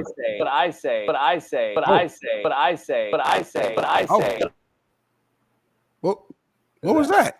You hear me? Yeah, something happened with Wido stream, I think. Okay. But yeah, he asked a good question though. He did say, like, from a coach standpoint, like, you do see coaches be like, oh man, like, whether you're in high school or whatever case may be, you see a basketball player who has a certain build, you're like, man, hey, why don't you come out to the football field, because of their shape and their size. Let me dive into something. So there's a kid out of Houston I recruited to come to Indy and Garden City by the name of Hakeem Butler. Hakeem Butler, I built a good relationship with. I still talk to. Ended up making it. Went to Iowa State. Was a great player at Iowa State. Played wide out / tight end. Yep. And what up? Yeah. And Hakeem Butler is a guy that I recruited as a basketball player to come over and be Jason Pierre-Paul for me. And I said, hey, dog, you could be an NFL DN, maybe a tight end. But he was a legitimate hooper in high school in Houston. He's now in the UFL or XFL, UFL or whatever, pretty much best tight end in that league. He got a shot in the NFL. I don't know why, but to Wido's thing, he plays in the XFL for, I think, the Battlehawks or whatever. But, like, that's a cat. I used to recruit those guys all the time. Jason Pierre-Paul's the same way. All those guys that were hoopers that I looked at and said, you are a NFL DN or a tight end, that is what we do in personnel in recruiting. That's a personnel decision. That's why I was a personnel guy. So I could say, hey, dog, you think you're this good, Lonnie Johnson, at receiver. Remember, Lonnie Johnson was a fucking receiver. Guess what? I told him to play corner and be a fucking second-round NFL draft pick. Guess what he was? A second-round NFL draft pick. His life changed. So I'm just saying, there is a personnel guy and then there's a recruiter. I had the luxury of being both, but you have to be a personnel guy to understand how to make the most out of what you get. Hakeem Butler should, in my opinion, could be an NFL DN, but he wanted to be on offense, and now he's in the UFL as a tight end. He's right there, but in my opinion, if you go over and play DN, he's Jason Pierre-Paul. And then real quick before, and shout out to FA just jumped in, before FA and Wido jumps in before we close out, let's be clear though. This guy said right now. So the conversation is different. If we said, hey, do I think if Russell Westbrook played football and like started in high school and we could go back and we could like teach him the game, could he make the NFL? Yeah, I think he could. He has the skill sets to potentially make it.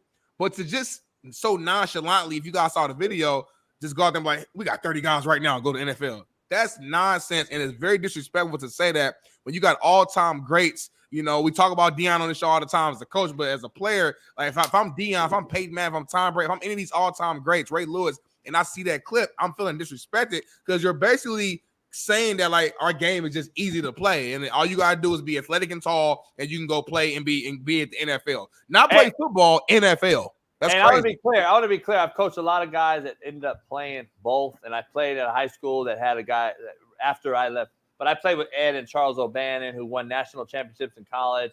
Ed was the best player in high school I've ever seen. Then he goes first lottery pick. Him and Kevin Garnett, I think, were 8 and 9 that year, and then blew his knee out. Never was the same in the NBA. His brother Charles O'Bannon, first-round draft pick by Detroit Pistons, played with Grant Hill, never really turned out to be anything. I know how elite you have to be at the NBA level to actually not only make a roster, but to actually be the guy. Because any of those NBA roster guys on the 15 can come to your local park and give you 50, and it's not even close. And I get that because I've been around NBA players my entire life. Jason Capono and James Harden played at my high school 2 years after I left, and trust me, those guys were unbelievable. Jason Capono was, again, a shooter around LeBron and Shaq in Miami, and then was nothing. He couldn't get his own bucket. He couldn't dunk them all, but he's an elite shooter. James Harden, we know early in his career how elite he was as an individual player, but he couldn't play. Nowadays, look at what he's done because he plays no defense and he's limited around the basket. So, like, I get what an NBA player is, from a player on the roster to an elite guy. I get it. That's why I would never come out and say NFL guys should go and can dominate or play in the NBA a season long. That's why it's disrespectful for Austin Rivers to say what he said, because it ain't the football guys. We're on the defense mode here. Yeah. It's all about context. It's all about context. Like, turn your phone to the side, Efe. As a high school football coach, you know what I'm saying? Like, it's working good. All right. As a high school football coach, like, when I see basketball players, like, I'm looking at potential. Like, I think the biggest thing here, as Smitty said, like, he's talking about right now. Right now, you can't just roll up on the football field and have success. Now, you know, why don't mention, like, how come a coach will walk into an open gym and be like, yo, you can play football. Well, I'm looking like, all right, you 6'4", you 215 pounds. All right, if you give me 3, 4, 5 months, I could turn you into something. When they first get out on the field, they're gonna have to go through some growing pains. It's gonna take some time. So I think context is everything. Like, can you grab 30 NBA players, throw them in an NFL game, and maybe they last? Well, yeah, you can maybe find that, but you're gonna have to hide them because their asses will get hurt. Like, it's not. That's why saying right now is crazy. But basketball is so. Wido said it. Everybody goes in and hoops. You can find somebody.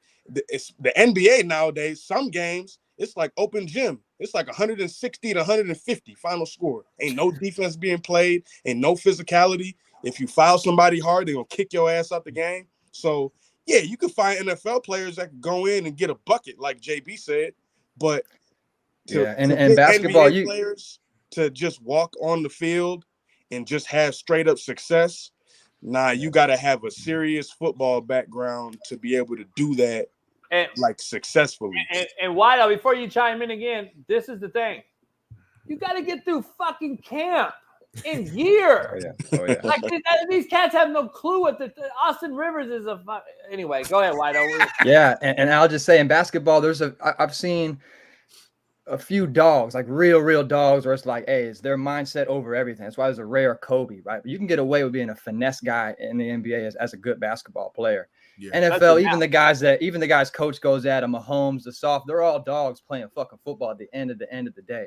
And as basketball players, we're kind of grown into think about yourself. It's you, do your thing, coach a little bit. Football is all buy-in. You could be as good as you want. You have to be a dog, and you have to believe in your brothers who's got your back, because it can't just be you. And that's, to me, where I don't see the overlay, because basketball players are who we are. You can put them on any team and they can probably hoop. Football guys, it's all that team. It's they're bred for it. You know what I mean? You couldn't just throw him because he's athletic and go buy into a football team ready to go clash heads. That's where I don't see the connect. Like, NFL players, man, you can. There's so many roles in sports where the NFL player, I think Smitty or JB, one of you guys said it, you could throw, hey, Miles Gary, your job is to come in here, run around and be physical, right? Or you get one of these little corners, you get Sauce Gardner. Hey, your job is to make sure so-and-so don't score a goddamn point. Use all your 5-6 fouls that you got, and you can play 30 minutes, score maybe one bucket. Your job ain't to shoot. Your job ain't to dribble. Your job is to play defense, fight through screens, and harass a good offensive player. There's plenty of NFL guys that can do shit like that. But football, it's a whole different game, physicality. It takes so much preparation for you to just be decent. And basketball, you can hide it a little bit depending on who you're playing against. If you're just seeing dunk highlights, you might be able to hide somebody. In football, I think it's harder to hide if you're really like that or not. You'll tell. You got fucking so many guys on the field coming after you. So yeah. No, I love it. It's a great debate though, great discussion, to have. I am glad the football community has came together and went against Austin Rivers. That made me happy. But I appreciate the basketball perspective. Obviously, FA was great person to speak on it because he was a hooper technically at first. I guess you did both, but he was really a hooper. That was his main thing, and then went to football and focused on that. But a guy who could have did both at college, honestly. And then Wido, I know Wido's a hooper. Wido, I need to see your highlight tape too, man. Send me your highlight tape, man. Send me a link at some point because I heard you was a hooper. I know you are, but I ain't seen the tape yet. I ain't seen it, so I don't know. It was all right. I would have bodied the fuck out of Wido. Wido would have got fucking. I'm giving JB 40 at least. JB was cold at everything: basketball, football, here's the thing. I'm looking at flights for next month. I'm not guarding Wido at the 3-point line perimeter and guarding him the whole time. No. He act like he gonna dunk on me after he beats me by the dribble. No, I'm already down on the block. You're not dunking on me. But hold on, but if Wido probably can shoot, you gonna just let him wide open every fucking play. We're not playing one-on-one. We're not playing one-on-one. If it's one-on-one, then I'm going down low the whole time. I'm getting 11 straight buckets. It ain't make it take it. It's NBA style, buddy. Oh no, it could be make it take it. However you want to do it. It'll be quicker like that. JB's a dog at. You probably Michael Phelps in the damn pool, ain't you? Oh, I could swim like a motherfucker. I could swim. I could shoot pool. I could bowl. Throw darts. Darts, hell yeah. I think I'll definitely beat JB in the court, and I think I'm ready to beat you on the golf course right now as well too. No, that's definitely. I've been playing, coach. I saw you, brother. You ready? Hold on. Where is it? I've seen you. I've seen you swing. Trust me. Hole in one, 171 yards, signed, baby. Hey, guess what? I have a hole in one too. Oh, that's a big deal, though. That's a big deal. Straight look, though. Are you in Golf Digest though? Never. Hold on, JB, you in Golf Digest? I am in Golf Digest. Stop lying. Google it right now. Man, I'm gonna Google it for real. You know why? And JB, I want to ask you this. I Holden won a 333-yard par 5. No, you didn't. I'm sorry, I lied. Par 4. Wido, when you Holden won a par 4 uphill 330, holler at me. 170 yards is fucking amateur hour. What do I type in? Do I type in Coach JB? Do I type in Jason Brown? What do I type in? Yeah, it was at Cresta Verde Golf Course in Corona. Guess what? It was the day before my dad died. April 4th, 2005. And what happens is when you hit a hole in one at a public golf course, they come out and they come out with the other person you're playing with or foursome or whatever, and they take a picture and document it. And every golf course public in the country that's a PGA affiliated has to document your hole in one. And then Wido, you could be put in Golf Digest too. Shit, I might apply for it, coach. I'm the Vans golf. You had to have done it right there, though. When you hit it, you had to have someone sign the card that was with you, though. Yeah. So I don't know. A little plaque. It's at the kind of way. Darius, what's up, man? Darius. Hey, Darius was the dog, JB. You would have loved having Darius in your program. You probably would have had to make him do some extra shit. I already knew. I don't think you would have made it. That's what I'm saying. I already knew something was gonna be something because he might have been late a couple times. Y'all coaches let y'all do whatever. See, I don't know if you'd have made No. Darius got in trouble when he was younger, but he matured and locked in. One thing about Darius, he loved football though. So say what you want, whatever. Motherfucker love football. He gonna be physical, gonna play hard. And he matured quick. Everybody go through their different little paths when they early. You would have loved there. Y'all would have argued at first, and then you would have learned to love him quick. Yeah, I would have cussed that motherfucker out. I gotta get out of here, Smitty, because I gotta do all the work holding down the studio. So perfect. All right, you're not doing nothing. You're not doing nothing. FA, he ain't doing shit. FA, Wido, it's all me. So I apologize. I got a full-time job, and this is all JB does all day. I apologize. I'll send y'all money for a bag of Skittles in the studio. Hell yeah, we need that. Hey, much love for coming on, man. I got to get my ass to downtown LA, 2 hours. Why you complaining? Who's complaining? I never said nothing. Your tone is a complaining tone. Hey, appreciate y'all, man. All right, okay. All right, Wido. All right, then, Wido. All right, y'all boys. You have a complaining tone, JB. Like, do you love this shit or not? Are you a hustler or you not? I got a shit to do. Bailey, end the show, whatever Smitty won. I got to go. No, I'm gone. Peace. Issues get pressed so fast, you don't get sacked like bags and baggage. Smitty and Jason Brown, kill the ass a rap.